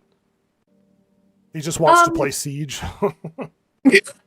No, he generally does care. He's been talking about it constantly the past week, actually, of like, oh my gosh, they're taking away my games. He's actually one of those that he does try and get a lot of, especially his favorite things, he will try and get it on disc if he gets it like originally digitally. He does try and collect all the discs because of that concern that they will take it away. So yeah, he's upset with it. Okay, so now that we've come to the big conclusion of I've laid out as plainly as I can that a video game crash is not happening, it's happened. And it's been happening for 4 or 5 years now. So I've made my argument.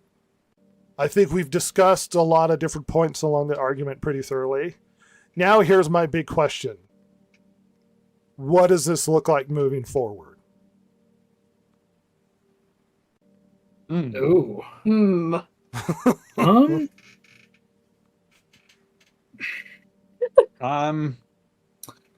don't think there's anything that we can do about it. Well, I'm not saying what do we do about it. What does the industry look like from here? Still overpriced games. Yeah. Still terrible games. It just keeps getting worse and dumber. Yeah. Yeah, I mean, I guess like the they're probably going to continue down this path. I mean, obviously, first will be PlayStation. Like we're assuming that nothing major changes, right? They're gonna stick to these decisions they've made. Well, to be fair, what's happened with Xbox on Monday is a major change. Oh yeah. So there is a huge market correction whether or not they make better decisions. But sorry to bogart where you were going with that. No, you're good. I mean, which part of it? God, there's Yeah, so, it's a big question because there's a lot of it. Yeah. Yeah, because my initial, because we were just talking about it, like with PlayStation. I mean, I think both Xbox, like PlayStation's going to go there first because they've announced they will. They will go discless. Xbox is going to go discless. It's and people look. The reality is we're good. Like disregarding everything else on that aspect, people will accept it as a whole. Like I know we don't all want to hear that. Like that is a bummer, but they will. They did it on They'll PC. complain and they'll eat their shit sandwich. Yeah, so They'll eat it anyway. That aspect of it, I think that's just going to go down that way. How quickly Xbox will follow them, I don't know, but they will go down that route. We know they could try and pull what Sony did with the Xbox One launch. Yes, by pulling could. We're going physical just to become sort of a darling and get the PR points, but long term they're eventually going to follow. Mm. That would be hilarious. That would be so funny if Microsoft gets its own back for this. I mean, they could. It would be a really easy one to do. We'll see. I don't know. I'm not convinced they will. I don't know. Maybe. I'm not convinced they will either, but they could theoretically get that PR pump. Yes. Yeah. Even if it just means we won't do it the next generation, but the one after that, we're super going to do it. Yeah. And not to leave Nintendo out this because they're as much of a criminal when it comes to sending out discs that have no game on it, the little cartridges that have no game on it. Like, they're just as much of a criminal when it comes to all of this stuff. It's just the problem is Nintendo is just also part of this. They're not making the biggest splashes with their news. They're just also as much of a shitlord as the rest of them are. Yeah.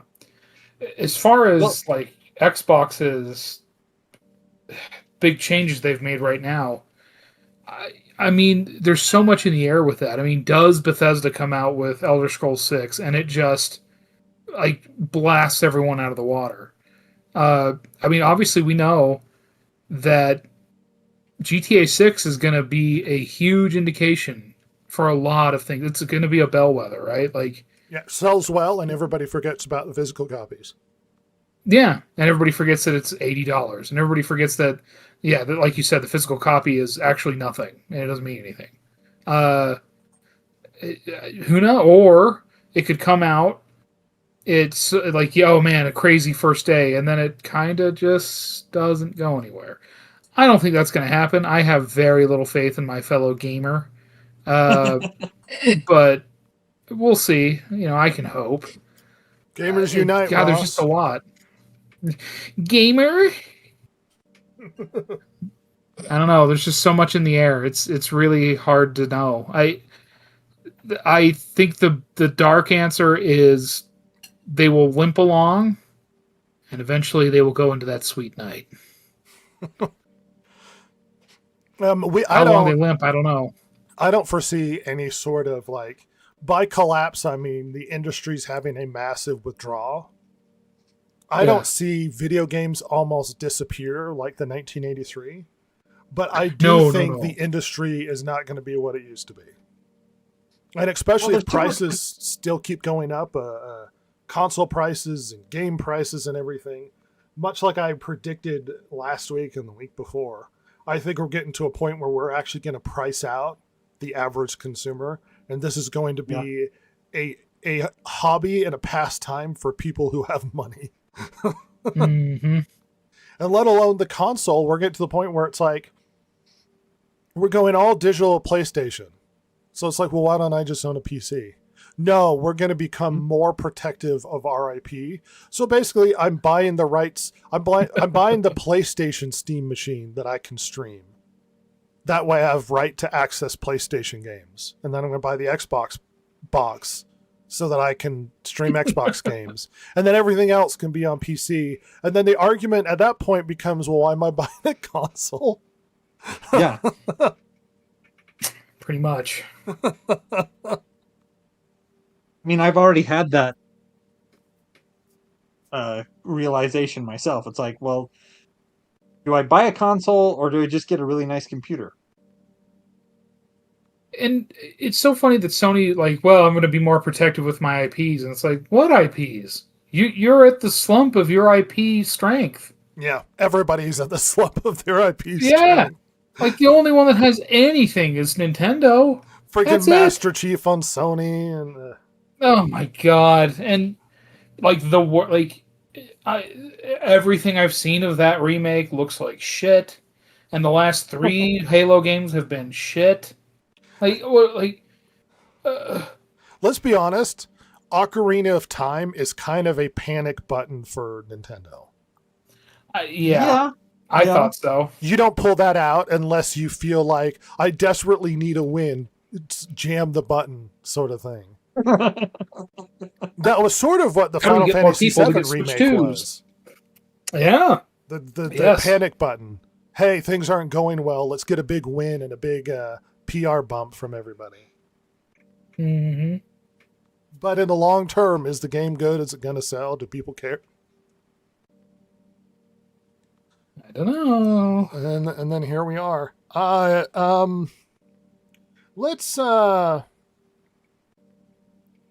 Let's go over a little bit. Not this. Yeah.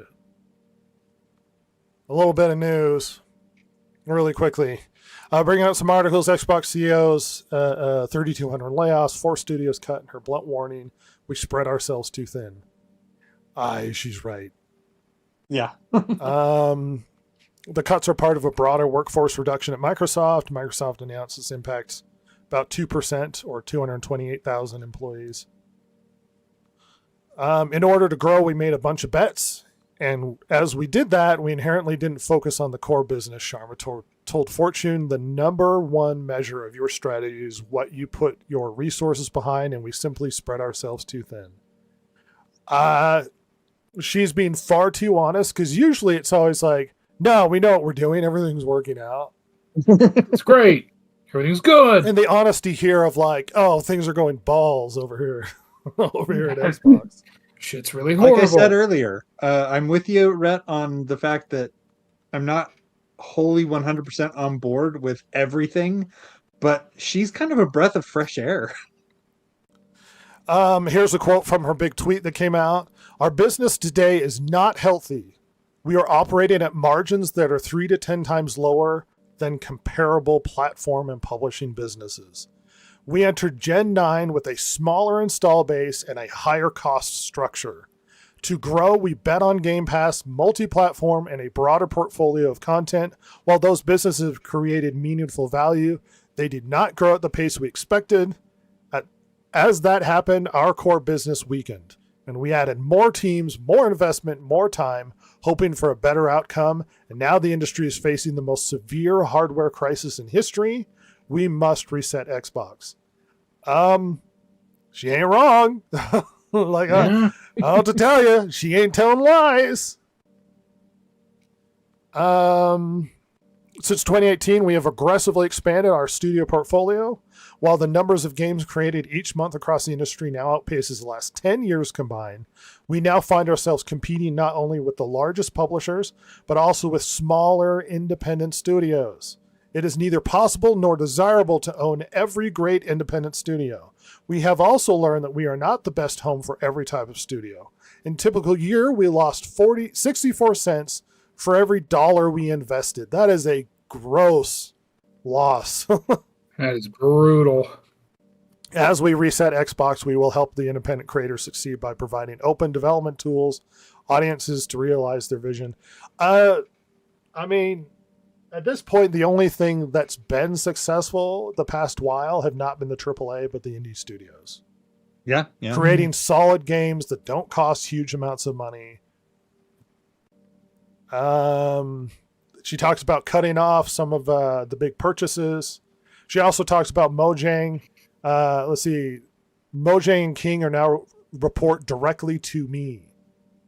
These two studios have increasingly become platforms and are largest by monthly active players. She's just looking at the numbers, and she's like, oh, a lot of our money's coming from Mojang.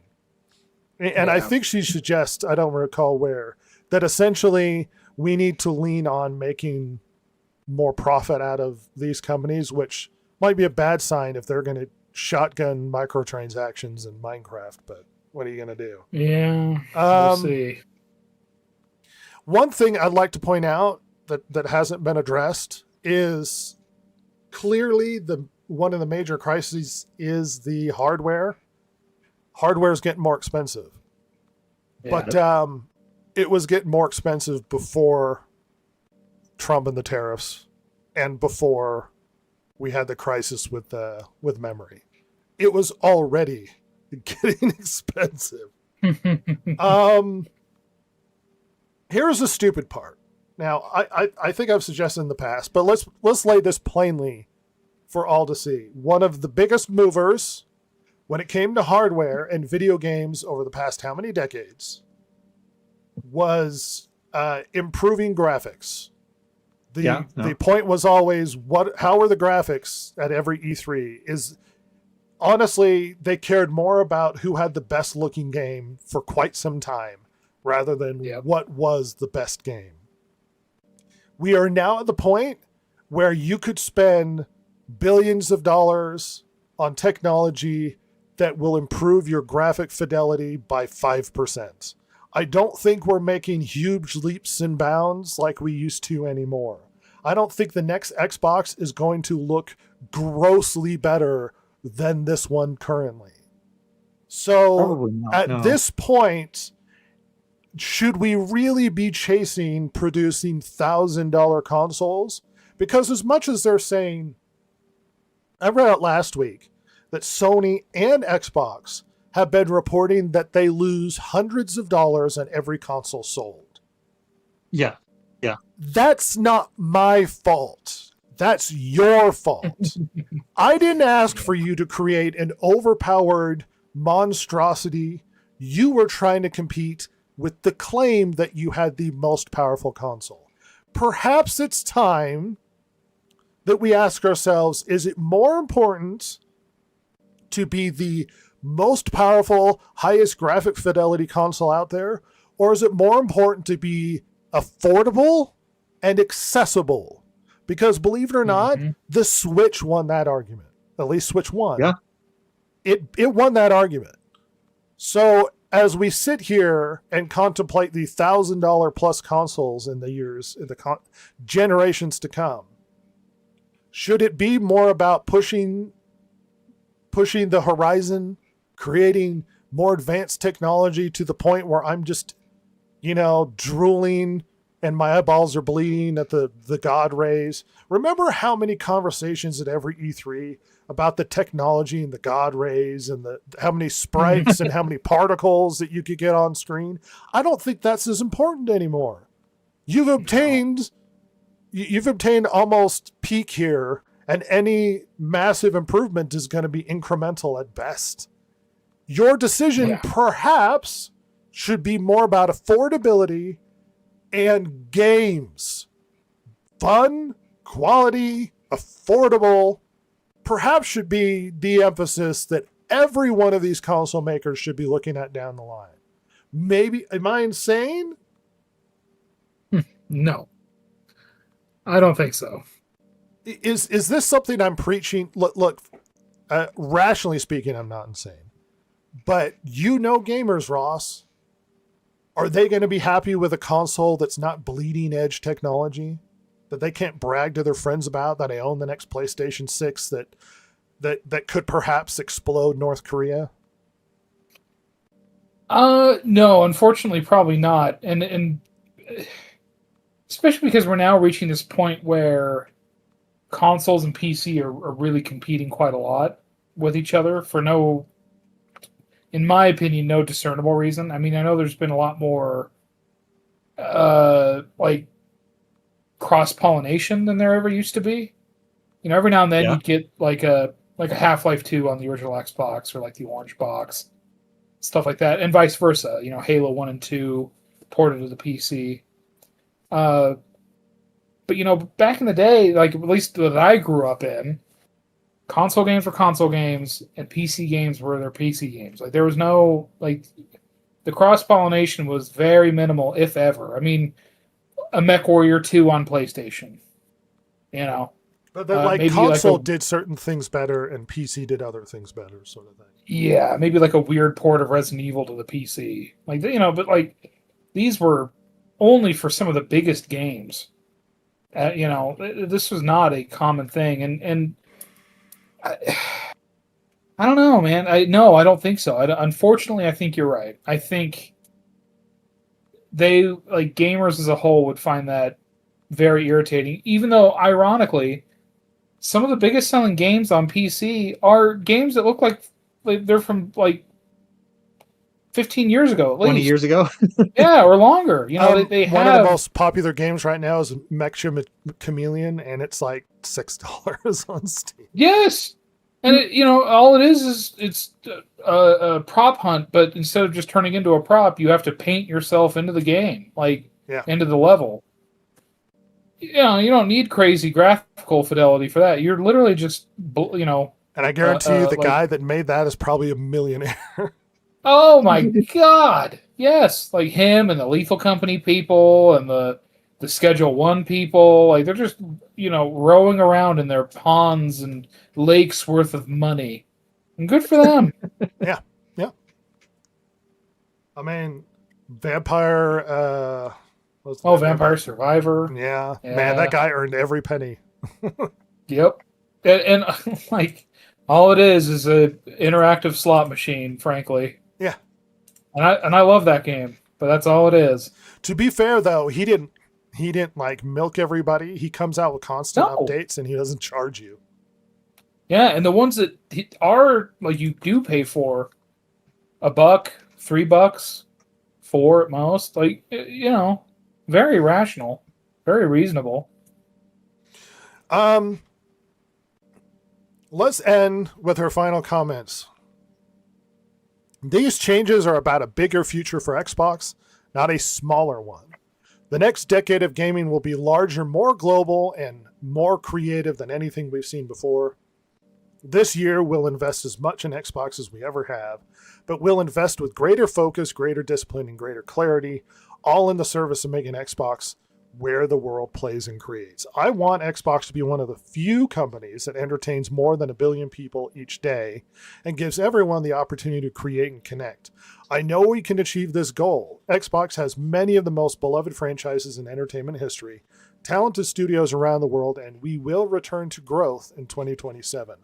History is full of companies that mistake longevity for inevitability. We will not be one of them. Yeah. Kind of a pointed comment at the end. Yeah. Yeah. You guys are all idiots. Godspeed. We'll see how this pays off down the road. Bold strategy, Cotton. Ironically, not that it's all going to be praised for Asha Sharma, but the U.S. Federal Reserve taps Xbox CEO Asha Sharma, who just laid off 3,200 employees, to lead a task force on jobs. Thoughts?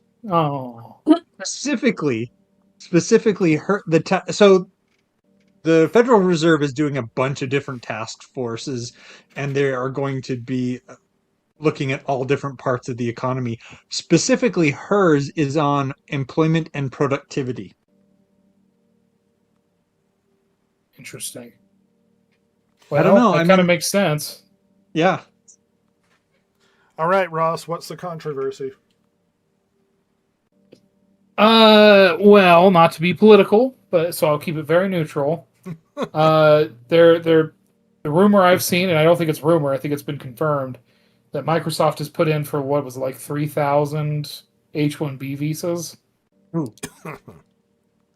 And that Those number need to go seems to away. line up really interestingly, doesn't it? With the laid off employees. Basically, lay off 3,200 Americans, hire a bunch of foreigners that are cheaper. Take that for what it is. Perhaps confirm it independently. We're not here to make it. Yeah, and just because they apply for it doesn't mean they use them, but companies don't typically just. Now, is this spend money Xbox to or not do Microsoft that something. applied for it? Is it Xbox? I've heard both, so I don't know. Okay. And unfortunately, one is only one way, right? Xbox can only be Xbox, but Microsoft could be both. So I don't know. Right. Well, we are, even though I approve of the measures she's taken and she's being very practical and rational about what's been happening, we are not going to ignore negative press either. No. It's not that kind of we need to be doing? podcast. id Software played down the impact of the layoffs, insists it still has enough staff to make games and tech. They had a very positive, sort of hopeful view of they spread out the layoffs across their company. We referenced this before, but it's worth bringing up the article as reference. Let's see. Also, what we brought up before, that Obsidian cancels Avowed sequel to begin working on a Fallout new Fallout game. Apparently, Asha Sharma told them to do this. Yeah, which is hilarious. And they don't want to give up Avowed. Why won't you get the game? Sucks, bro. It's really bad. I don't know, not really bad, but it's boring. Like nobody cared. Like it doesn't matter. Let it go. Looks like the total Give it back to ZeniMax. God. Give it back to God. Looks like the total ZeniMax layoffs is 379, with over half coming from Elder Scrolls Online Studio, that lost at least 60% of its staff in the past. I haven't really looked at Elder Scrolls Online very deeply. Are they profitable? Like, do they have a pretty good player I base? think so. I think not quite like Final Fantasy 14, but I think Yeah. it's They keep because they keep announcing coming out with new expansions. DLC and Yeah. expansions, so they must be paying off to some degree. Yeah, but I wonder because it's been around a while now. I mean, what are we looking at? At least a decade, if not 12 years, I think. I mean, So Fallout maybe they're- 76 has become the other. And it could just be a case of like, well, we don't know what we're going to use you for after this is closed, so we're going to let a lot of you go. Union workers at Bethesda rally next week protesting mass layoffs. Well, you're an gonna option. More to come. What a wise decision. We're going to unionize and protest you firing people and giving you a good excuse to fire me. Wait, why are you firing me, man? Well, in a hilarious, shocking, unfortunately timed turn of events, Silver, you might be shocked about this, but Sony CEO sold off half of his stock after the PlayStation announcement. Ah. Is that a good sign? Oh, it's a great sign. He's definitely not trying to get off the Guys, ship like fine. a rat. Total confidence there. Total confidence. The ship is sinking and the rats are running. Now, I actually saw that apparently it's not just the CEO, that it is multiple executives at Sony are basically bailing stock because of the controversy. Wow. But CEO Hiroki Totoki sold 56% of his Sony shares just Wow. 2 days after announcing PlayStation goes digital only. Interesting. Why? I can't help but picture this as the scene in, I believe it was The Last Hobbit, when the mayor guy's loading his boat full of his gold and sailing And off trying on to a dragon. leave before the dragon kills them all. You're not wrong. And this news kind of went, wait, you're going to act like everything's fine. This is the way the industry's going, as the Sony CEO panics, sells his shares. Way to go on the optics there, Sony. Is Sony collapsing? This is poorly timed. Needless to say, poorly timed, but maybe it's perfectly timed to maximize your profit. I don't know. Exactly. Oh, boy. Exactly. Because my money matters. And the guy in charge of the town is loading his boat with bags of gold, and he's bailing out the back.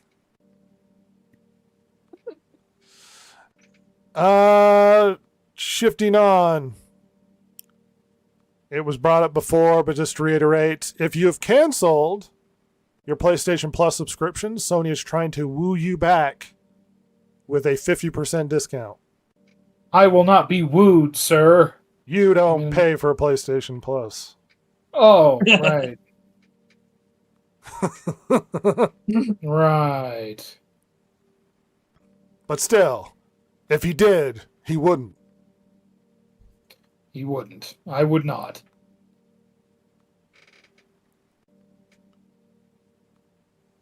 Oh yeah, so this I found because I thought it was really interesting. I saw this on Reddit right before we started. Mhm. So there's been a sudden kind of people have been working on it anyway, but there's been this big gold rush, so to speak, of people trying to get the emulation PS5 emulation to work on PC.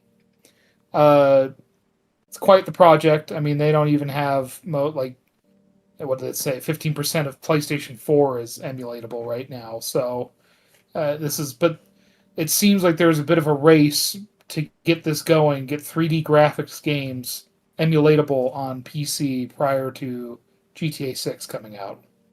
And it's just very funny because, if you you can don't try Sony, but if you don't own your games, can you say pirating's wrong at this point? I mean, yeah, and Sony just had all the wrong decisions right in a row. Delete hundreds of movies off of people's libraries on PlayStation, and then after that, a month later, not even say yeah, we're getting rid of discs. No. The Well, official never mind. statement from this podcast is it is legally wrong to pirate games. I'm questioning whether or not it's morally wrong. Yeah, correct. Just putting that out there. That's all we're saying. I'm just saying. I'm just saying. Why can't I ask questions? I just want to talk to him. Just want to talk to him.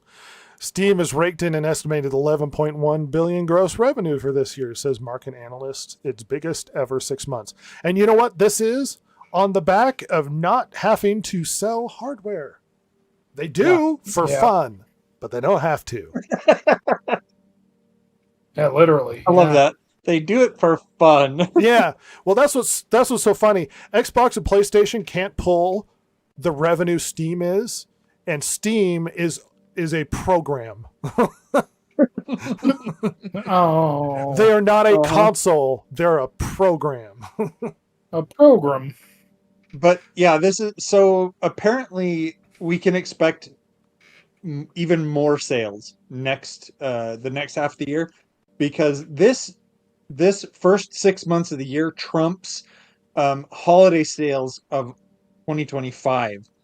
And usually what ends up happening in the digital, or I should say the game economy, is that because the holidays are there at the end of the year, people are making a lot more purchases then. First half of the year, 2025 did well. Second half of the year, 2025 beat that. And then we're only in the first half of the 2026, and it's already beating second half, holiday half of 2025. Jesus. The rise of the master race, the PC master race, is upon us. Look forward to matching boots, colorful symbols, and me standing amongst you, ranting and raving with a strange mustache as propose to conquer the console world. At least we look snappy. At least we look I'm snappy, gonna everybody. wear the tinfoil hat. Oh. Yeah, They will we come can't among have us as people that's golden not. gods. We can't have people that are not fashionably in line with the rest of us, Jason. Well, you've got to have the one guy that's got the No. poster that says the end is nigh and is wearing the tinfoil hat. No, say, this is why we build camps. Oh my god.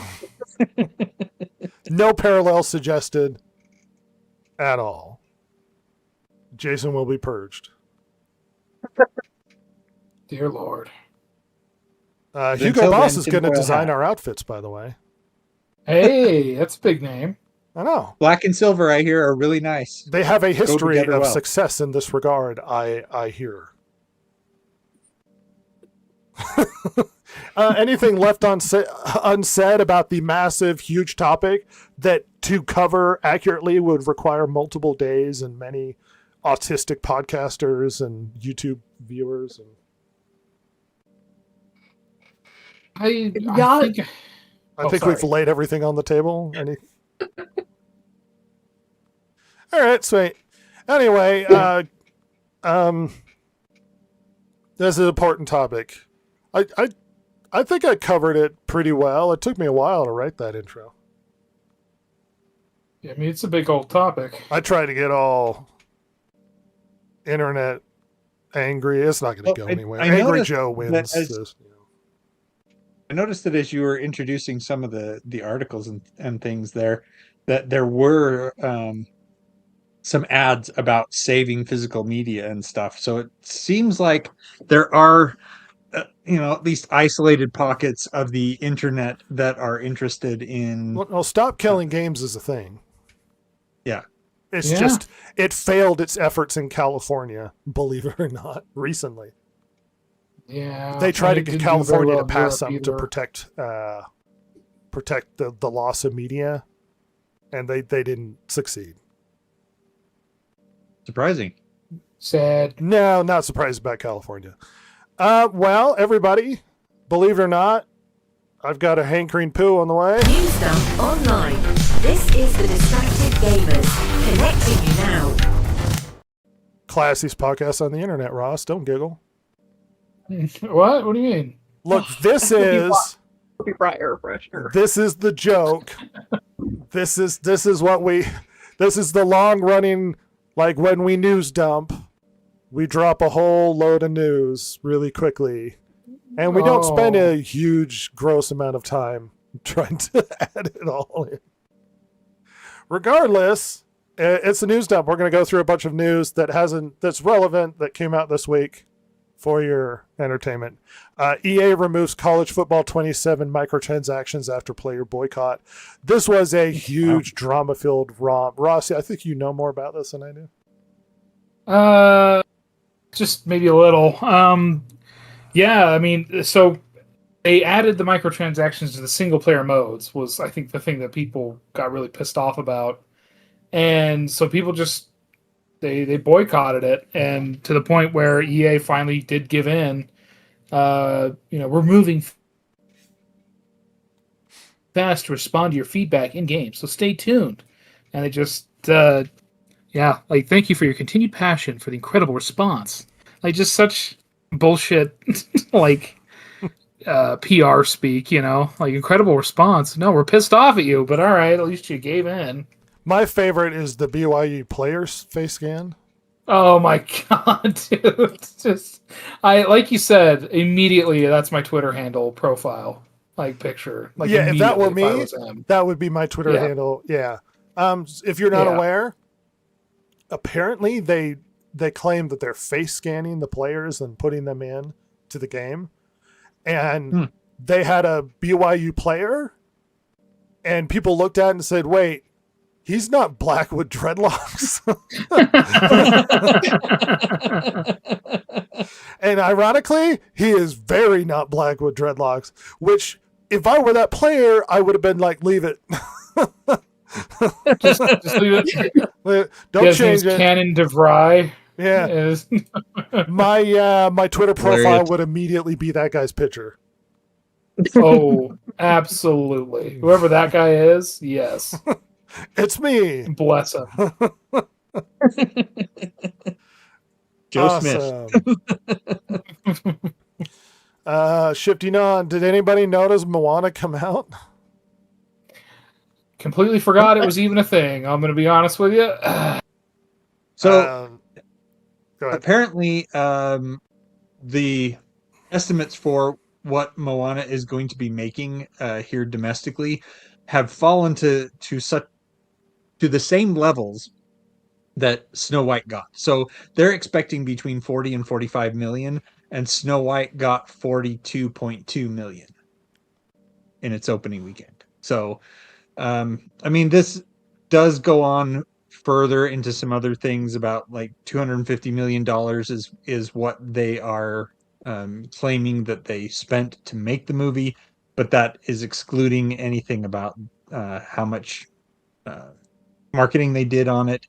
And they do delve into a little bit some of the other stuff about, a movie needs to be making a lot more money than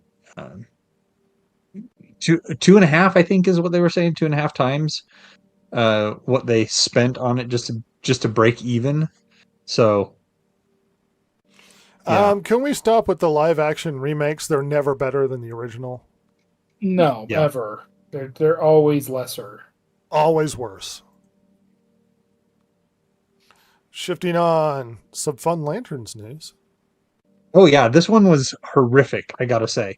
So apparently, Warner Brothers has been copyright striking channels on YouTube over over Lanterns, but there was or at least the claim is that several of these channels were just discussing Lanterns. They didn't have any copyright. They weren't showing any trailers. The only images they were showing were like the Warner Brothers logo kind of thing. And so Warner Brothers has been preemptively striking these people through their company that does this for them. At least that's the claim. Do you know what the leak is that might be getting everybody copyright struck?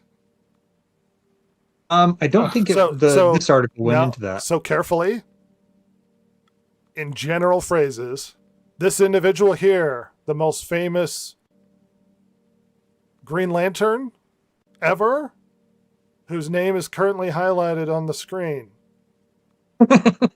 perhaps might not exist shortly into the show. Oh, wow. And will be completely replaced with strong, melanated new Green Lantern.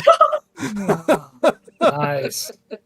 That's what I know, apparently. And apparently that's probably why everybody's being copyright struck, because somebody found out. Yep. Look forward to the Lanterns on HBO. Great. But the fact that they are overstepping themselves so much here. They're copyright striking just discussing show, not even showing anything about it. Oh yeah, They're just and there's no talking legal about it. precedent for that in any way. Believe it or not, we got copyright struck for the trailer of Lanterns. Yeah. Which got cut, I think, because we were reacting to it. I don't do the reactions anymore, but we were reacting to it, and at that point I was like, I don't care about your shitty show. I'm not even gonna put it in. I'm just taking it out. Let's shift on. Christopher Nolan says the Odyssey backlash is irrelevant. Says naysayers don't know what the film actually is yet. I know what the story is because it exists without you. You didn't create the Odyssey. Impossible hack you. That's the thing that kills me is, he's like, oh, and then look, he almost has the right response here, in my opinion, as someone who's not a professional in this world, where he's going to go like, oh yeah, like, because you think he's going to be like, well, people are going to have their reactions, but I think if they, the film will speak for itself and the quality of it and blah, blah, blah. Just go with that. But he's like, it's irrelevant. They don't even know what the film is yet. Yeah, but I know what the story is. And he's I know like, what just this idea of like, historically these are supposed to be. yeah, well, you don't even know. Made changes, dude. You don't even know what the story is. Well, but I do. I know what this movie should be. What do you mean? With their And- Viking ships. Oh my god. And he compares it to working on Batman, and I get that. But the difference is, like, this is, frankly, the Odyssey is more important than Batman. I'm just going to be honest. Historically and Like- culturally is more important. Like, maybe in 2,000-3,000 years, we could say something different. But as of right now, culturally speaking, speculate the as to Odyssey is whether- far more important. They'll speculate as to whether Batman was real. No. Is the amalgamation of vigilante street guys fighting around major cities? Oh my god. They'll bring up that in the 80s that subway like vigilante shooter guy that Yeah. would like shoot criminals and be like, maybe he's the inspiration for it, or maybe he was inspired by it. We don't know. Just like what the hell are you talking about? So there's this guy that makes absurdist art, purposely trying to screw with future generations, and he made a beautiful Greek statue with Squidward's head, like carved it out, and I think it put it into bronze and everything, and then sunk it into the bottom of the ocean near Greece. Oh, that rules. On What a purpose. pimp. That rocks. That is so it'd be good. like, did people look like this? Should people worship a squid god? What is this? Man, look at that handsome face. Yeah, and this article's funny because it's like, well, some of these complaints are by definition speculative because nobody's seen the movie yet. It's like, yeah, I mean, I guess technically you're Yes right, and but no. we've seen the trailers and we have criticisms already. Like, we're Well, allowed to have those. Well, speculative perhaps on how the story plays out and like the movie Yes. itself. Not speculative on that's not what boats look like at that time. That's not what Helen of Troy would have looked like. That's not what the Greek armor would armor have looks looked like. Yeah. That's not what architecture looks like. That's not what Odysseus would have looked like. No. Etc. So some of it's speculative. Sure, there's a theoretical scenario that, despite all of the negative, stuff I've seen from your trailers, there is a crazy, insane theoretical scenario that it's a banger of a film, regardless of all of the bad indicators. But I would suggest that the bad indicators are a huge suggestion that you're not The red taking lights. this story reverently and respectfully the way you should have. Did you see Nikita Nwongo, the Helen of Troy, and all her stupid comments? Oh, my yeah. gosh, yes. Yeah. I love the Yes. one where she's like, "Oh, Homer didn't write enough for like the female character." I'm like, "You're criticizing Homer." Homer, one of the oldest stories ever written, thousands of years old, did not include enough female representation. Well, Yeah. I'm sorry, but woke gender politics didn't exist in Well, ancient like- pre-Greek Rome sort of thing. Yeah, like, well, gender politics super did exist. They were bad for women. Bad. You couldn't Bad, leave your yeah. home without accompaniment. Like, yeah, they're sexist by our standard. Yes. Like, Women's Like, I rights don't know what didn't to tell really ya. become more of a thing until Athens was kind of its own city-state, and I it wonder if some wasn't of these in other people. city-states. Yeah.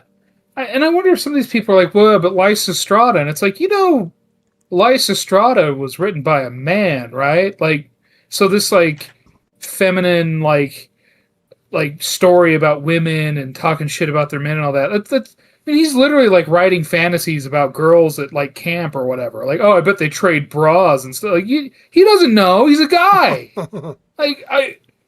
It's complete bullshit. Like, it's just something a dude. It could be literally. We could be like, because I remember in college, like, Lysistrata being brought up and in class, and because it's famously a female-oriented Greek play. It could literally, even for its time, be the most sexist thing ever. We don't know. I don't know. We don't truly know. Like, anyway, that's my it was just written cracks as a me up. slapstick. Hmm? It was written as a slapstick. Everybody Yeah. since then has misinterpreted it. Yeah, and it, like, literally, like, it could just be the crassest. I mean, it could have been the Dumb and Dumber of its time. I don't know. Well, did you see Could have been the, Bridesmaids. Did you see the drama with the Emily Wilson translation? Oh yeah. So, so they suggested it's like, well, we're using the Emily Wilson translation for Oh yeah, that. the Odyssey, the version of the Odyssey we're doing. And here's the problem. Yeah. Her translation received a lot of criticism as being bad. Okay. Yeah. And apparently she deliberately wrote it to be more inclusive in the language and to modernize the language. Yep. Deliberately, so that it would be sold to universities. Yeah. so that the universities could take the modernized, more inclusive versions, which would be inaccurate and grossly bad by comparison. Like, it is a bad version of the Odyssey. Just Yeah, hands there's down. some side by side like comparisons to the different translations. And it's pretty shocking. Oh, shockingly bad. And it's not a good sign when we find out that they're using her translation for the Odyssey. It's like, oh, the shitty controversial translation version for the Odyssey? This is what you're telling me? Great. One of the most downvoted trailers on YouTube now. The Odyssey official trailer. I would hope, even if it's good, which it doesn't indicate that it is, but even if it is good, that it gets punished for destroying culture and being a bad version of a good story. Yes. Mm-hmm. But, that's just me. Do with your money what you will. But if you're angry about what they're doing in any film, if you don't think the movie's good or you don't like what they're doing, the best solution is stop seeing their movies. Good Lord, people. Well, I don't like it. Well, did you see? Well, I wanted to joke with my friends about how bad it was. Why? Tell Nolan, send Nolan a message here. Make this his first flop. Supergirl's box office update: $290 million DCU movie heads for just $130 million worldwide. It seems like it might not actually reach that $130 million, by the way. Yeah, I mean, because right now, as of like Friday, I guess it was at 110. 110 global, not domestic, global. Mm-hmm. And this article has the best line. Because it's like, it's talking about like that's lower than the Marvels. This could be lower than Blue Beetle, or like the Shazam Fury of the Gods. Like, it won't beat that. And it says it's 2023 all over again for the DCU, and that's what James Gunn and Peter Safran set out to fix. Yeah, they were brought in to be the better fix to make Warner successful again, and they're failing. Bad. Oh my God. You know what's the stupidest indicator of this? The decision making. So, once again, okay, look at this. The woman who wrote Supergirl was the one that cleaned up and punched up the script for, I believe it was for Birds of Prey. Oh. It's good. I might have this. It was one of the bad ones, but the one that's writing Batman also participated in writing like the other flops. I think she was part of Batgirl, and it's like if you go down the list of bad decision makers, it's like I feel bad that I have like a billion amounts of information in my head at the moment. Let's find this out for real. Writer.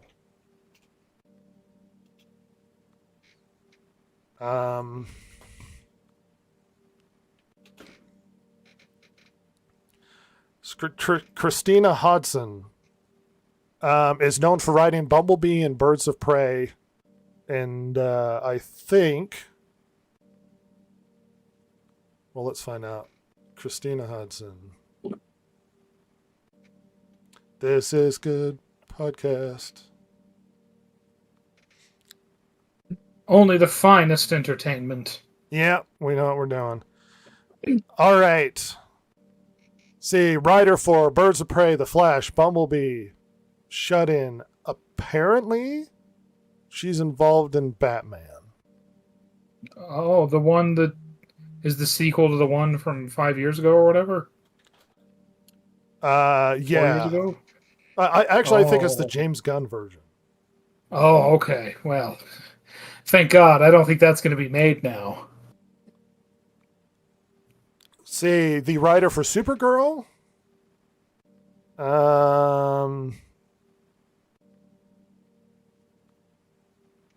well, she's not being cited for her other punch up of the script, but it's weird that you'll find someone involved in a bad movie that they were also involved in other bad movies. And you're like, oh, Yeah. well, what are we doing? Why are we making these these decisions? I mean, it makes one wonder if it's like, well, she gets along well with James Gunn, or there's like that. And this has been a thing that's happened in other films or whatever, like Accused. Like their name is on there, but they really didn't do. Like they are a placeholder, if you will. Well, and everybody has been trying to lay the blame for the failure of Supergirl on Craig Gillespie. You do know what happened near the end of production for Supergirl? Apparently, so one of the biggest criticisms of the movie is that big scene, that slow motion scene where she talks about, oh, you don't kill, and then she goes and murders a bunch of people. Yes, to a really good song. To a song that they remade. Well, Yep. apparently the decision for that was James Gunn, not his. And he said it in an interview that was James Gunn's decision. And it was later on in the production, like he suggested kind of last minute. So it feels like James Gunn showed up last minute and then tried to fix things in a James Gunn way. And it became the most criticized part of the film. This is what Craig Gillespie said. So as much as you might want to blame the movie being bad on him, it's on James. It's always been on James Gunn. Yeah. But, you know, whatever. I'm insane. Minions and Monsters fizzles over the July 4th weekend. I would have thought that probably would have made money. Minions always seems to earn money. Well, part of the article was talking about the fact that they've done like 7 Minion movies in the past 16 years, and so that's like a movie every 2 years. Whereas they're comparing it to Toy Story, which is on 5 now, but there's a lot more breathing room between the Toy Story movies. But the big thing about this is, so we just had the 4th of July weekend. That's usually a pretty good weekend for movies and stuff. They go between 150 million and 200 million at the box office, usually. But this year, sales topped out at 121 million. And then to actually kind of rub some salt in the wound there, Supergirl domestic box office just went off a cliff. It went down 77%. And usually drops aren't that bad for a movie that didn't come out the gate doing super well. Yeah. So it didn't do well, and then it had a dramatic loss the second week. Yeah. Supergirl's bad. It's doing bad. Now they're comparing that. They're comparing that against the fact that Spider-Man is coming out this month, and that's probably going to be a hit. Yeah, probably. But they're saying, you know, we get that. We get why that's a hit or a potential for a hit, because we have Superman that did pretty well last year, but everybody knows Superman. And we have Spider-Man who's expected to do really well this month, but everybody knows Spider-Man. And then we have Supergirl. And Supergirl is just not a draw. Now, it's also a bad movie, but Supergirl just really isn't a draw. It never was going to be. You had those people claiming that it's going to be like a Barbie scenario where women are going to show up for it. And even though historically they never do. No, they never do. I don't know. Because the difference is women actually played with Barbies when they were little girls. Yeah, they didn't play with They Supergirl. never gave a shit about Supergirl. No one did. Nope. Supergirl's we also want a girl just as good as Superman that was popular. Just like we got Batgirl and then Batwoman. I'm a woman! I'm a woman, hear me roar. Silver's too large to ignore. Did you see the weird controversial tweets that happened around Minions over the years? I did see that apparently Nixon is at the villain meeting. Yeah. Somebody asked the Twitter account once, if they worked for Adolf. And someone said, no, we only work for villains, which I don't think came across as bad as they thought it would. Then eventually they did clarify the minions were frozen when Adolf was around, just so that everybody knows for sure there would have been no crossover between Adolphus of Germany and the minions. Funniest thing that's come out of that. Just so you know, they were frozen between the years of 1930 and 1946. I think it was longer than that, but yeah. Anyway, specifically those years, no one was awake. The minions weren't around. Nothing happened. Don't look behind the curtain at the potential controversy. There was a party. Punch was served. Nothing happened. Everybody had a good time. It's been a swell podcast. I'm glad you've all joined me. There's been an absurd amount of talk to talk about, but yeah. No one will watch this video, but it's been a lot of fun. They better. It's important. It's an important topic. Anyway. It is. We should get out of here. Thanks for coming, everybody. It wasn't just me. It was me with other people. Rhett and friends, yes. Rhett and Co. What was it? Our fake band name, Rhett and the Tall People? Rhett and the Tall. Yeah.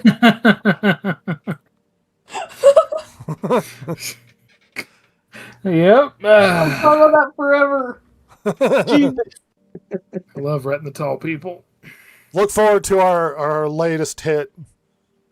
The frame of this door is too short. For stairway to Rhett's room. I need more leg room. We haven't decided on the style yet. It'll take me 5 seconds to make something on Suno with AI. Regardless, we appreciate everybody coming along. It's been a fun podcast. Liking, commenting, and subscribing exposes us more to the algorithm. So if you enjoyed what we had to say, do those things so that we are infected on the internet more. Spread us like a plague. Like an infectious, inappropriate, you don't want it, but it's here to stay. Boils on my ass. DG podcast. Makes Nurgle proud. Like, for example, a smallpox blanket, let's say. Share that with your friends. I'm sure minorities will enjoy this podcast. Anyway, we appreciate y'all for coming along. Time to get out of here as I delay. There's the outro.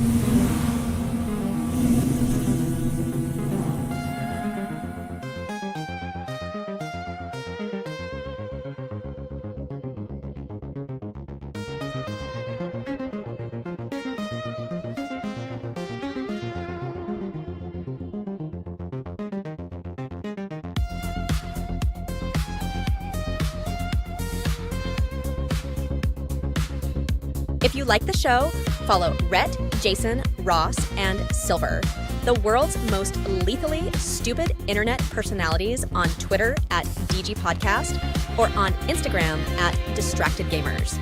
If you liked or hated what you heard here today, you can email them at thedistractedgamers@gmail.com and share your feelings. Not that Jason would care, since he hasn't any, of course.